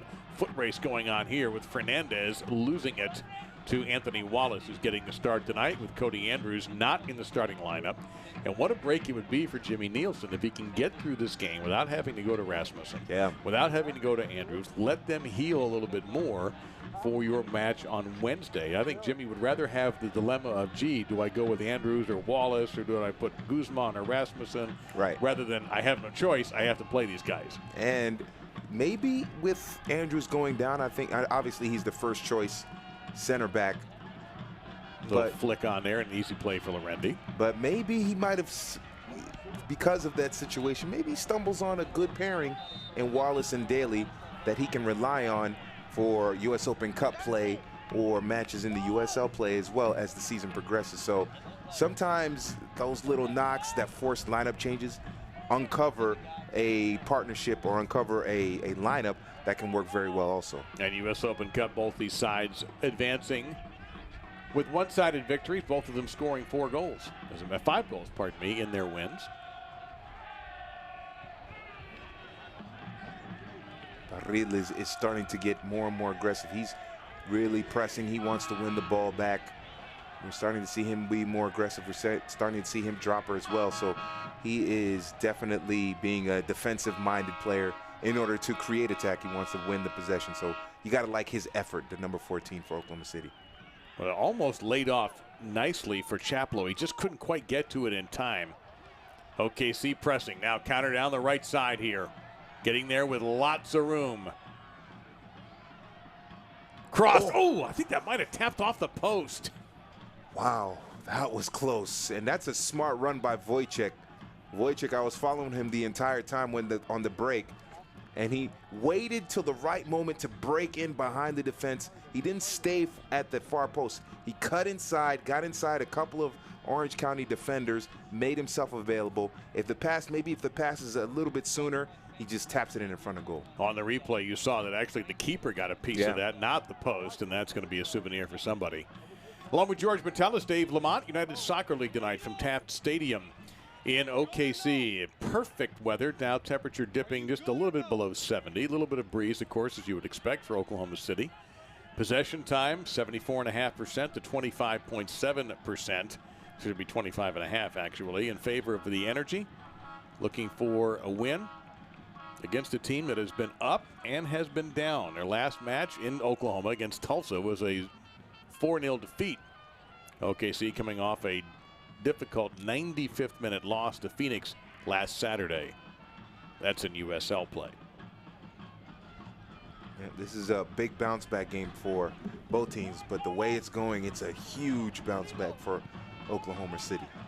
Yeah, to come back, you know, I think it was a huge benefit for them to have that Wednesday match and not have to sit around and be mad at yourself or down on yourself for a whole week to have to play another league match again. They got a chance to exercise some demons. They scored more goals in that U.S. Open Cup match than they have all season in USL play. Now they've matched that. Dixon's goal tonight, just their 5th on the year. Now that headed toward the little food stand over there. Don't knock over a grill or anything. Oh yeah, definitely, definitely. Especially if it's wings. Oh, yeah, that's a crime right there. Well, coming up is an opportunity now for Orange County, as Jerry Van Eyck will go ahead and take this corner kick. Where do they go? Orange County in the 58th minute here for size and a chance in the air. You see A-Team hanging around, number 9. And also Fernandez, number 19. They're the closest. Here's the set piece. It comes out low and hard. And an open opportunity for Carlos Alvarez. He just did too much with it. Yeah, that's well done, though, by Orange County. Obviously something straight off the training ground. He was able to move into space. The communication wasn't too good by Oklahoma City. and nobody went with him, or at least they didn't switch off and cover him, and he was able to get a shot on frame. So well done by Orange County and Oklahoma City. They got to work on the communication a little bit in terms of switching off and making sure that man stays covered and well marked. Now Harris trying to start a counterattack for OKC. They're looking for that 2-0 advantage that might be the absolute devastating goal that would put this game in the books. Be very hard for Orange County down a man to even a 2-goal deficit. Chipped in, just missed Vucek, and just missed Highland as well. And Orange County, this is the kind of counterattack you have to be leery about. Yeah. And Fernandez giving chase to Wallace, and Wallace has to be careful there. He'll go back to Lorendi. On that last attack there by Oklahoma City, Harris played it high trying to find Wojciech, but Dixon had made a run toward the near post. If he keeps it low and just connects with Dixon, Dixon can get a turn and a shot on frame there. Michael Harris just a little too impatient, and just if he had waited maybe half a second longer, Dixon had broken open near post, and he just plays it on the ground to Dixon, and you get a turn and a shot. So just a little bit more patience for Michael Harris. Throwing in favor of OKC. We'll see if Harris takes a conservative approach or lets loose. He may not have enough room to let loose with those boards nearby.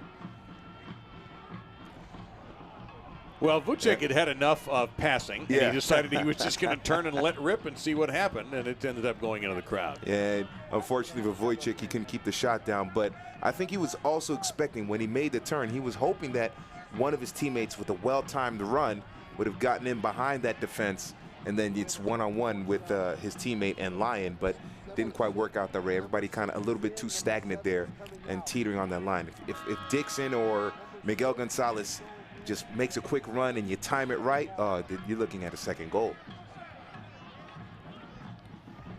Well, since the halftime began, we played a little over 15 minutes. Orange County had a goal kick and a pretty good opportunity out of that.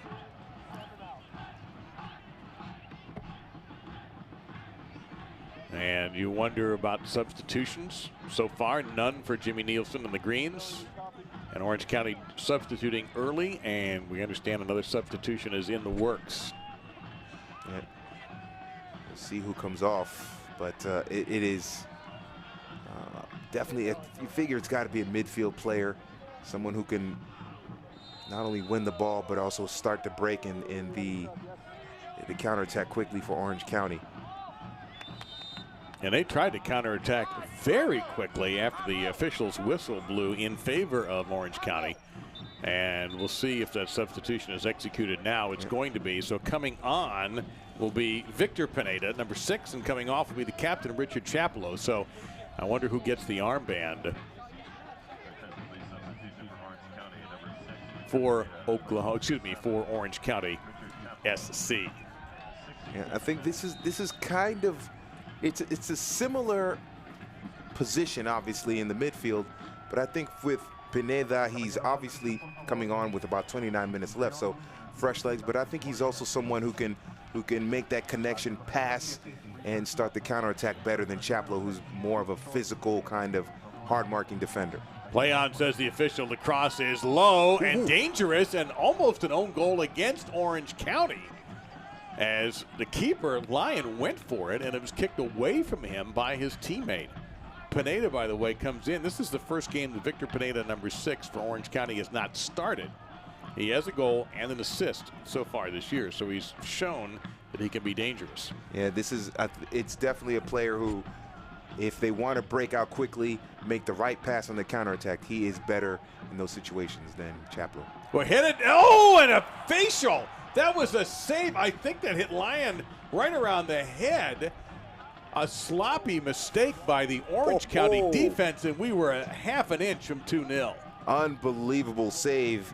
Charlie Lyon has been massive in the goal. Yeah, I think it hit did him in the go arm. on his face. No, hit him in the arm. Yeah, I thought at first it hit him in the face, but it hit him in the arm. Again to the far post this time and just missing. Oklahoma City is so close. OKC so close to getting to 2-0. It's got to be a little bit frustrating for Jimmy Nielsen, but at the same time, it's encouraging because there's a chance that he could get this second goal. You just feel, if you're Oklahoma City Energy, you're feeling like this second goal is coming soon. They just get closer and closer, and Orange County's defense is making some big-time mistakes. Here comes a counterattack again. Dixon lays it off nicely, but just a little too soft, and the defense is able to clear. Now Orange County will try to counterattack, but down a man, not pressing forward. Yeah, well done by OKC, getting numbers back, and then also kind of trapping Van Eyck on the sideline, or by the sideline. They couldn't have an outlet to go forward, so he had to play it backward, and eventually Oklahoma City winning back the possession. So you see Wallace for OKC. And time is on their side, and the score is on their side as well. Have you seen the Energy FC new kits provided by the team's outerwear provider, Under Armour? Get your new kit by visiting the Energy FC store in Automobile Alley or shop energyfc.com. And I suspect there's a few on sale here at Taft as well. I might have to get me one. I like them. They look pretty smooth.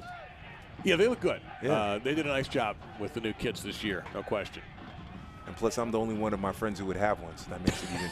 That's a good point. Yeah, it makes it even Be cooler. the first on your block Yeah. to own an Energy kit.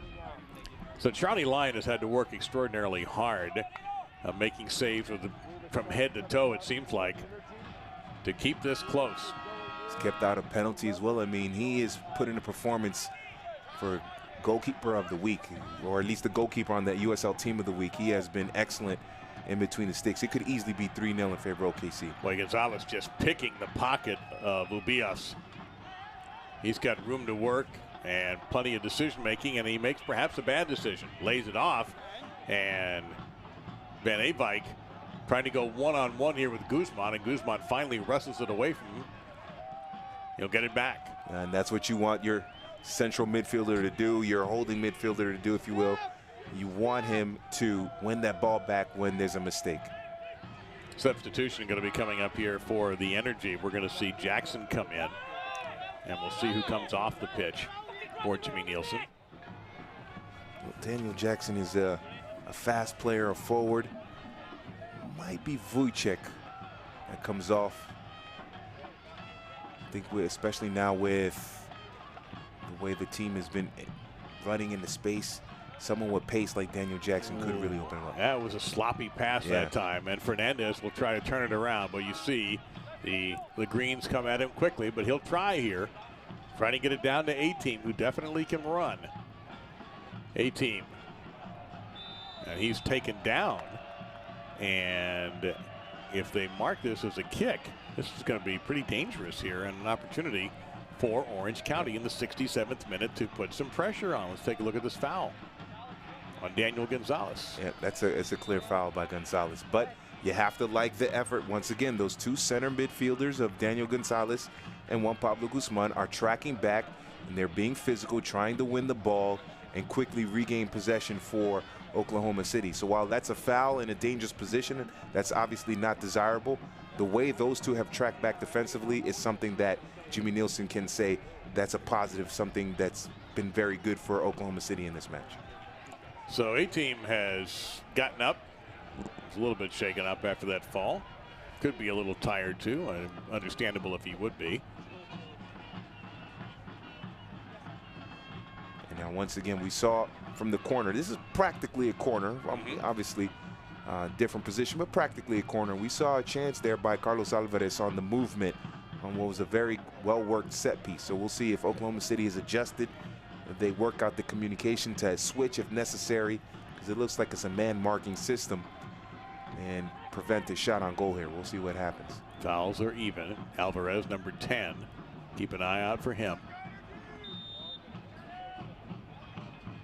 They go in the air this time, and it's headed away, but not out, and the official is calling foul here, so never mind. Yeah, that's good defense there by Oklahoma City. Everybody communicating.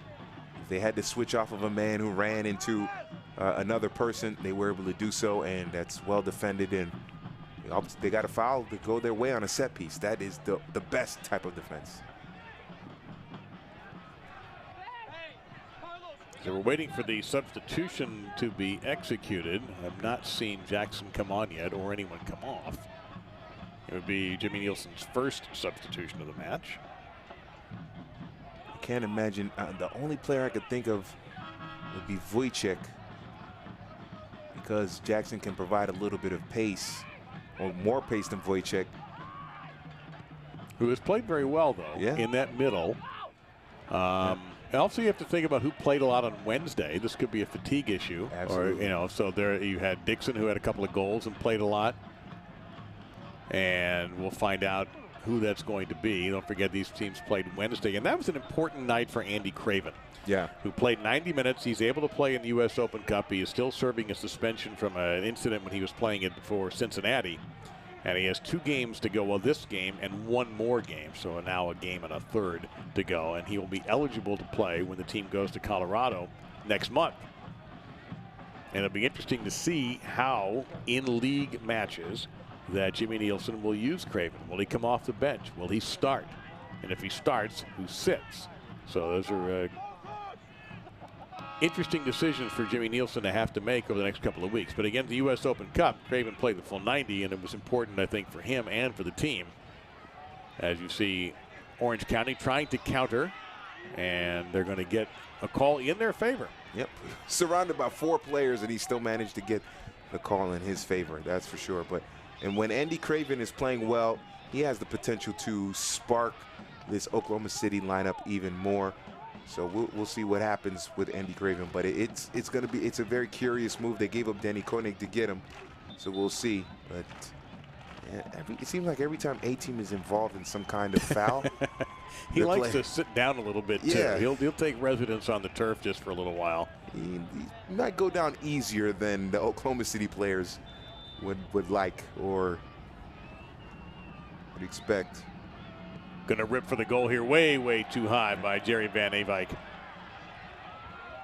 that distance and from that angle, that's very tough.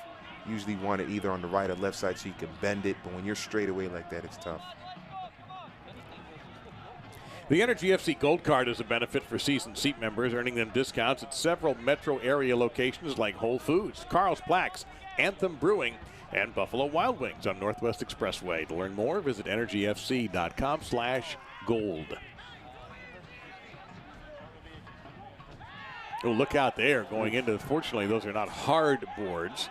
And that is Fernandez, who took a tumble, looking for a call that he's not going to get. And once again, a good message sent out by your center backs, that time Mickey Daly, that we're going to get physical. We're not going to play dirty. It wasn't a dirty play. It was physical play. It'll make it tough for you to get into space and to run at the defense. So you always want your center backs to play physical and send that good message. Well, here's an opportunity here. Man, now back to Vujicic. Trying to get a clean strike. He can't do it with Navarro in his way. And Navarro goes down. Ooh, and I think Vujicic is lucky he didn't pick up a yellow card there, because he swung that leg pretty wild there. And Navarro might have taken a shot right into the stomach. And Vujicic a little frustrated. That first touch betrays him a little bit. Not as clean and not as close to the body as he would have liked. Well, the referee giving him a lecture, but let's take a look at this. And, oh, yeah, he got him in the leg. Ooh, yeah. Further review, you can see he got him around the knee. I agree with you, George. That could have easily been a caution. Not an ejectable offense, but definitely a caution. He might have gotten away with without receiving a card. He might have gotten away with one there. Trying to come up with a counterattack. Trying to somehow sneak out of here with a point while playing shorthanded since the 25th minute. Cody Lorendi will get the kick down. You know, Oklahoma City has not had as much pressure on the Orange County defense in the last 5-6 minutes after a flurry of activity, including a spectacular save by Lyon. Yeah, but the midfield have been giving the ball up pretty easily. You have to give credit to Orange County a little bit for holding things up a little bit. They need just a touch of possession to break, try to get those counterattacks going. Oop, a little bit too much there. Yep. That was curious. You see the shots there, 19-5, heavily favoring the Energy. This is Miguel Gonzalez has to see a little bit more of the ball here to try and get the bulk of the action back into their attacking half. You're seeing Wojciech now. Wojciech has dropped in behind Gonzalez. Gonzalez is kind of like the number 9 now. Wojciech playing in behind him, kind of going to a 4-2-3-1. Contact there with Navarro. He'll dump it off to Lyon. Well, by the way, this score, people who have paid for their seats at Taft, they're used to it. Both games at Taft this year have been 1-0. One a loss by OKC to Rio Grande Valley, one a win by Sacramento, the Gonzalez goal game. So that's been the standard score so far, and we're going to get a booking right now by our referee. It might be Wubias that goes into the book. I'm not exactly sure. It was either him or Navarro. We'll see, but yeah. Only the first yellow card of the match. Yep, amazingly. Yeah. Well, we've had a red, of course, and that's had a significant impact on this match in the first half. But to their credit, Orange County is not fading away. Right. They're not in the airport yet. They're putting a little bit more pressure on. They've had a couple of set-piece opportunities. They have not cashed them in, obviously. And we'll get a confirmation on that yellow card here very shortly. What they've been able to do here in this second half. And we're told that it's Daniel Gonzalez for OKC who was booked.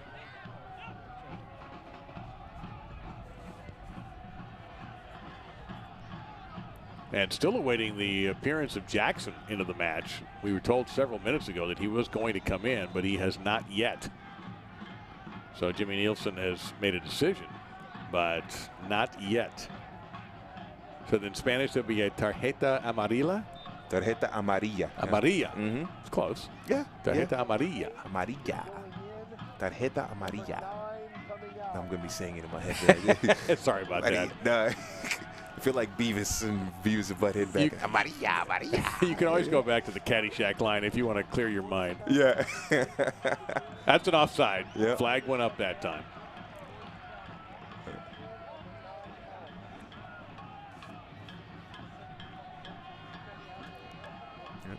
So Orange County has one substitution left.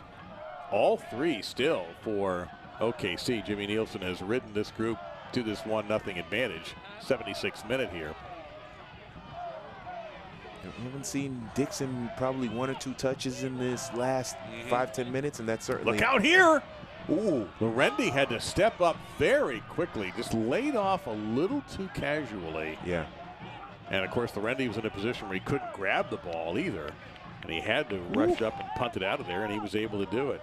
Oh, those are the things, those are the plays, the actions that drive coaches insane. And if it led to a goal, you're talking about 1-1, when Oklahoma City have been dominant, oh, that would have been so frustrating. Dixon with a good touch that time. They tried clever play for Vucek, and either we have not an injury, just a complaint. Yeah. by Navarro, who went down only to register his disgust with the call. Oh, that back heel by Gonzalez, if it worked out, oh, that would have been beautiful, because it would have allowed his teammate to just burst right through the middle there and really test Lyon in goal. So Villalobos will come in, and the 18 will come out. Gustavo Villalobos started 5 games, has taken 9 shots, 3 of them on goal, has not scored yet. Expect Villalobos here to drop a little bit deeper here. 18 was pushing forward, but he's gone down a couple of times. Remember, he had that collision head-to-head with Highland in the first half. So it just might be a situation where he is completely exhausted. And so Villalobos, I think, will drop back a little bit deeper. That might allow Van Avik and Wilito Fernandez to push up higher and maybe create a little more space for them on the counterattacks. Let's see what the plan is here now, full body in the 78th minute. They try to place this on the net. No, he'll hang it up, and it'll go through everybody, and a goal kick coming up for Charlie Lyon. And that was a little too much weight on that pass there. Tried to play a far post, and his teammates just couldn't reach it in time. I think the idea was to try to play it out wide. Then Wojciech maybe heads it back into the middle, and somebody's there to head it home. But just a little too much mustard on that surface there by Barril. And still Orange County keeps on coming. I think that's a handball. Yep. That was definitely, it certainly looked like one from our location, and it is. And now they've moved with Vujicic now. Vujicic playing in behind Miguel Gonzalez. So it's kind of like a false 9. He's played in behind him, and then Dixon on one side, Daniel Gonzalez on the other. And then it's Barril and Guzman who are the deep-lying center midfielders. So they switched up the formation a little bit. It started at a 4-4-2. Now it's kind of morphed a little into a 4-2-3-1, maybe to get Miguel Gonzalez into space. That just didn't have enough on it to be dangerous. This does, and a shot is turned and blocked. Oh, that was great defense by Daly. And if you notice what Daly did to prevent a handball, he had his hands behind his back. So it went off of his chest, because so many times you see defenders, even if they don't try, the running motion or they had their hands behind the side, whatever the case, goes off the hand, and then you're whistled for a penalty. So Daly, while he was running defending, put his hands behind his back. So the referee straightening everything out, trying to make sure that Orange County knows it's not their ball. They were certainly lining up like it was going to be, but it is not.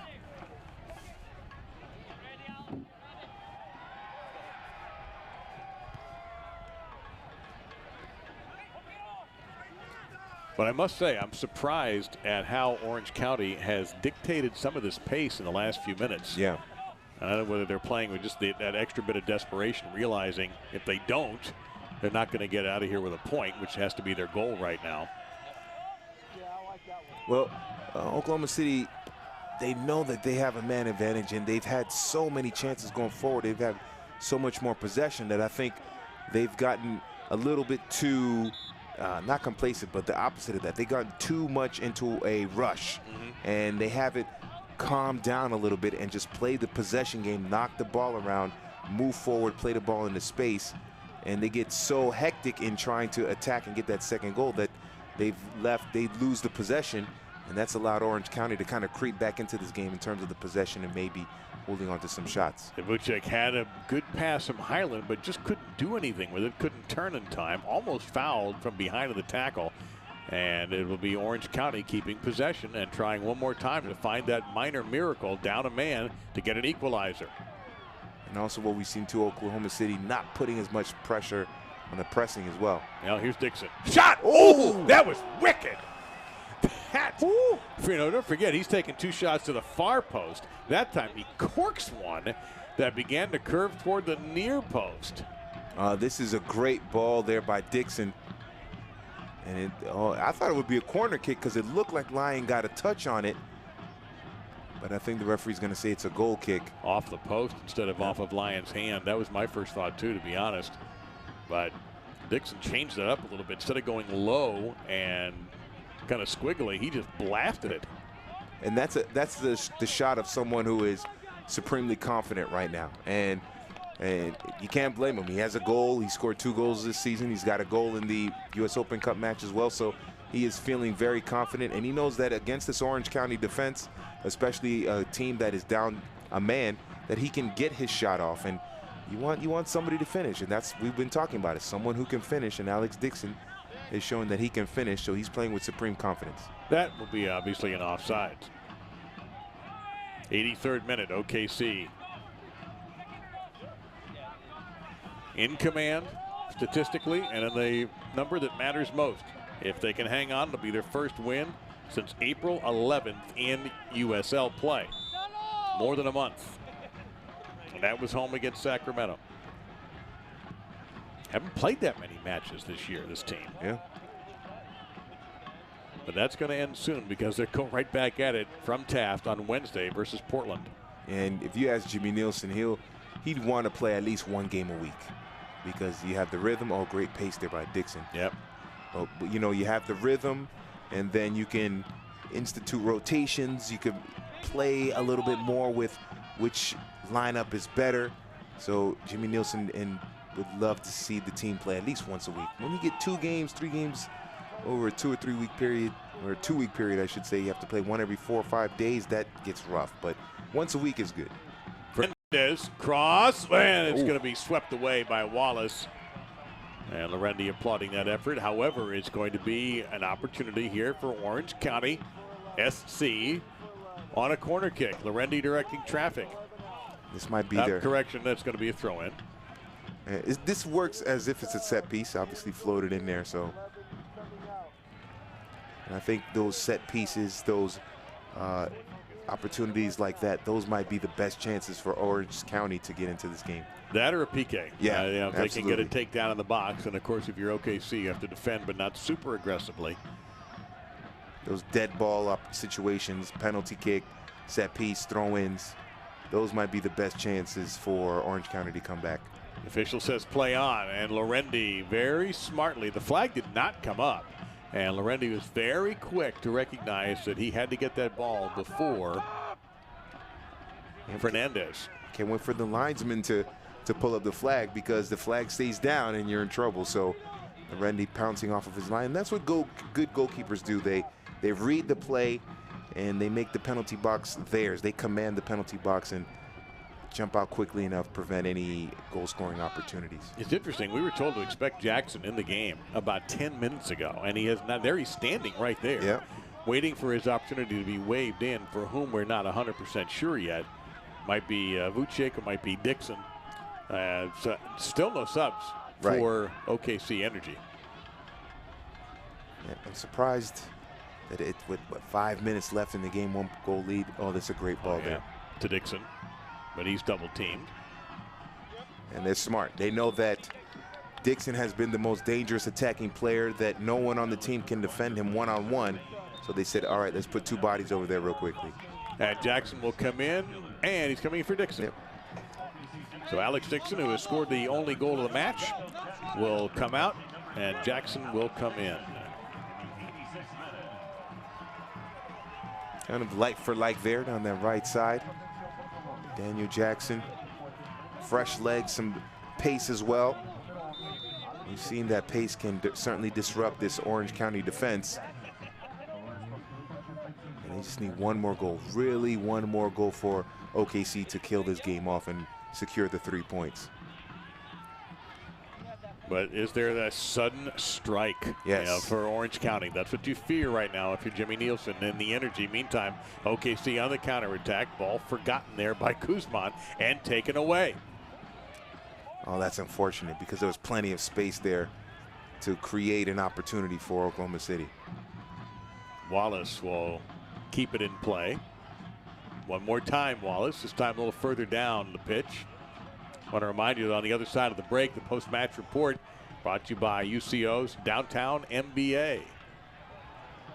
Dangerous here, and very calmly handled by OKC, because Van Eyck was thinking he might be able to squeeze off a shot, which there have not been many for OC so far tonight. Now Jackson has some space. Oh, just picked off, and he got it right back. Jackson will try wide, and excellent pesky defense that time. I believe that is Ubias, number 5, who was all over him. Yeah, well done by Jackson. Although it looked like he had a couple of options that he could have given the ball up to sooner, or if he had gone out wide, that would have stretched the defense out, and then maybe a Danny or Miguel Gonzalez or Wojciech could come into that space. But when he came inside, it kind of closed up the angles there, and so he had to try to do it by himself. But still, a positive movement by Daniel Jackson going forward. Stoppage time coming up, should not be too extensive. And you see Jimmy Nielsen pretty upset, jumped up, his whole staff jumping up there, not happy with the call. It's going to go against his side. But stoppage time, 2 minutes, seems to be a reasonable guess. Yeah, that sounds about right. There haven't been too many stoppages in this second half. It's gone by pretty quickly. We've had a caution, a yellow card against Daniel Gonzalez for OKC, and of course the big moment of the match, really, the Sorto red card at the 25th minute. A few minutes later, Dixon scores the goal, and that's where we sit at 1-0 and have been sitting since the first half, 35th minute. And if they pull out the victory, obviously Jimmy Nielsen will be very happy with the 3 points. But you get the sense that there were more goals in this game that Oklahoma City could have had, and it just didn't happen for them. but they did enough to pick up the 3 points if this scoreline holds up for the last, minute 45 seconds of this game. Well, Charlie Lyon in goals had something to do with Oh, that. yes. I mean, he's had probably 4 really sterling saves. Meantime, pressure here, and Lorendi will take the cautious approach. And Jimmy Nielsen can appreciate that, being a former goalkeeper. Yeah. Lyon deserves a lot of, well, I was going to say the Lions share of the credit, but, you all know what I mean by that. Yeah. But he's played extremely well. This could be a 2 or 3 goal lead for OKC, if not for Lyon. You have to say, I mean, he has put it, if you're talking about overall man of the match, he deserves a lot of consideration for that. He's easily been Orange County's man of the match, that's for sure. Ball through here, and Jackson trying to go a little give and go for Miguel Gonzalez, but time so much in the favor now of OKC as Lyon scrambling to his line, off his line rather, to get rid of this as fast as he can and as far as he can. Almost soccer's equivalent of a Hail Mary here. Yeah, absolutely. This is the aerial battle here that Oklahoma City have to win. And Wallace will get rid of it toward Jackson.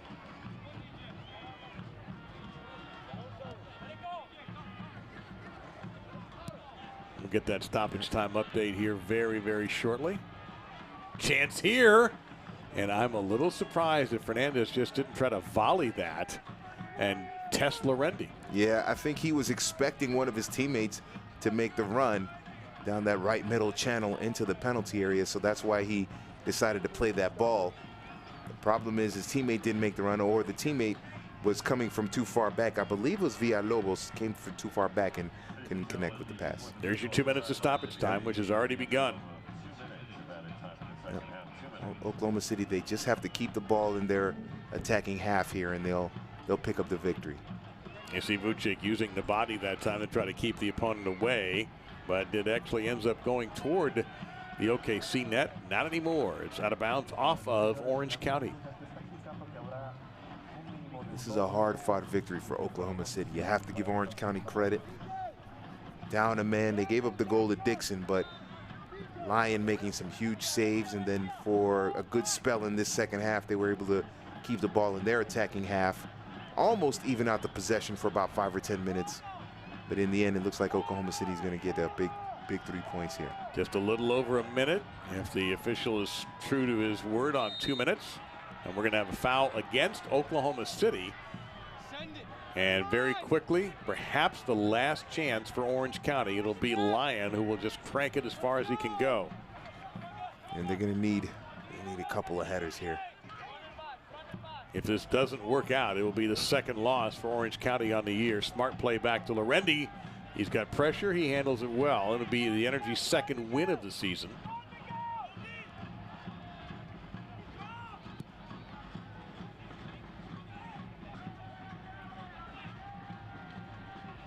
And an important 3 points for OKC, but they haven't got it just yet. Oh, that's got to be a foul, and is. And a little conversation after the foul from Navarro, and the referee's going to go into the pocket. And a yellow card on Navarro, and he almost got a red card right there for insubordination. But it seemed like a clear foul to me. Yeah. And Navarro got a little chippy afterwards, although he did not physically touch the opponent. This will probably do it right here with Lorendi. Oh, yeah. Barril sold the foul, and Navarro wasn't too happy about it. But that's just kind of end game frustration, down 10 men and losing the game.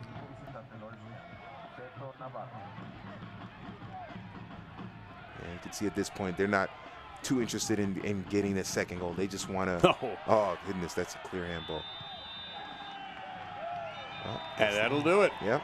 The Energy in front of the home faithful here at Taft Stadium, coming up with a 1-0 win. The goal by Dixon holds up a clean sheet for Cody Lorendi. And an important 3 points for OKC, particularly to do in front of the home fans in their first home game in 38 days. But you don't have to wait long, OKC fans, because your next one's on Wednesday. So a nice win for the Energy. We'll talk more about it on the other side.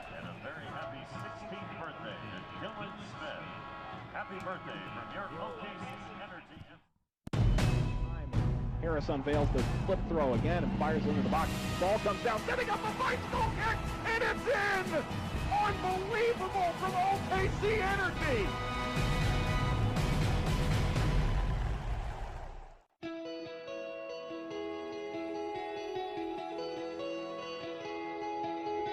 I don't think any city in America has come as far as fast as Oklahoma City. And the reason you see so many highly educated 20-somethings moving to the city is that vibe, is that energy. This is a city with a lot going on. And we want to be a part of that. We believe our MBA program is just as vital, it's just as interesting, it's just as engaging as other parts of people's lives. We believe we can provide students with this incredible opportunity to learn in the places where they're living, working, and playing. My MBA has helped me in my career path and my success. It makes you more marketable. It certainly will create career opportunities that you would not otherwise have. There's a lot of wonderful business partners down here, and I know a lot of them are very involved with UCO. Bank of Oklahoma is one of them.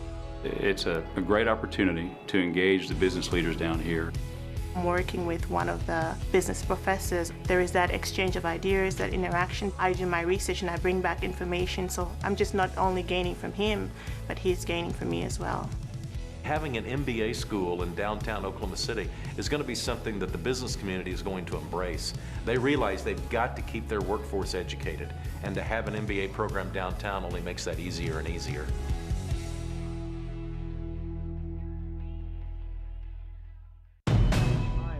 Harris unveils the flip throw again and fires into the box. Ball comes down, setting up a bicycle kick, and it's in! Unbelievable from OKC Energy!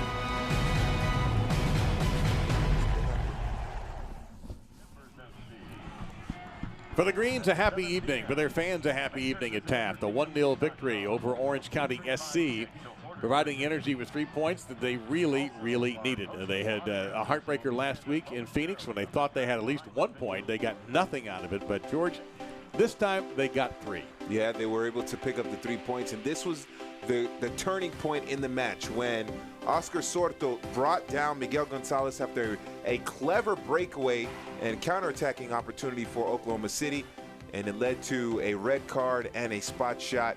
Well done by Charlie Lyon to keep the Kyle Highland penalty kick out.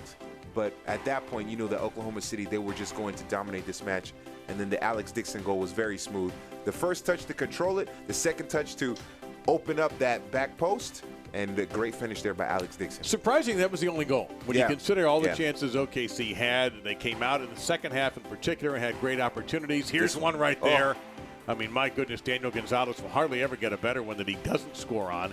Lyon was a sturdy backliner for Orange County, and there one that Dixon striking a confident shot off the iron. And you see 21-6, 9-2, 70-30. I mean, an absolute domination. Yeah.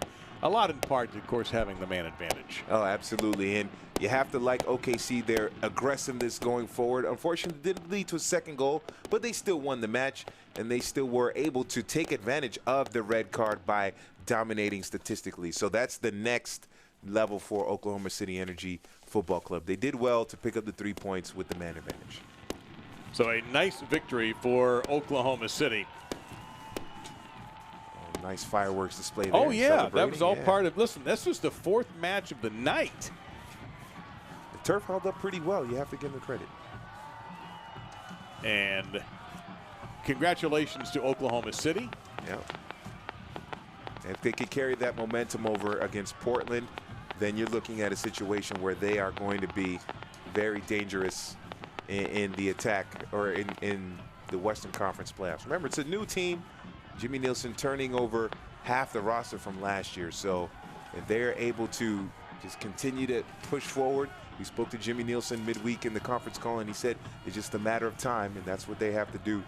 And we'll see what happens there. But things are looking good for Oklahoma City Energy with this win against Orange County today. Well, that will do it for tonight. Don't forget the next match for Oklahoma City will come up on Wednesday evening, the 24th, against Portland FC2. That ought to be a lot of fun. And the man of the match? Well, I mean, it has to be Alex Dixon. Yeah, Alex Dixon with the goal, obviously, and then great chances in the second half as well.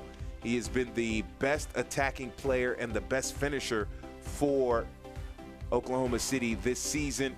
He's the team's leading goal scorer with 2 goals, and down the right side with his pace, he has been excellent. So it's well done for Oklahoma City as the man of the match, and also for the team. But you got to give credit to Charlie Lyon. I don't know why I keep saying Anthony Lyon, but Charlie Lyon. Charlie Lyon. Anthony, Charlie, you know, it all ends up being the same. So, again, congratulations. He is our UCO NBA man of the match. Alex Dixon, understandably. The Energy FC's next home match is Wednesday, May 24th against Lamar Batista and Portland Timbers FC2 at 7 p.m. from Taft Stadium. So a victory in 3 hard-earned points for the Energy tonight.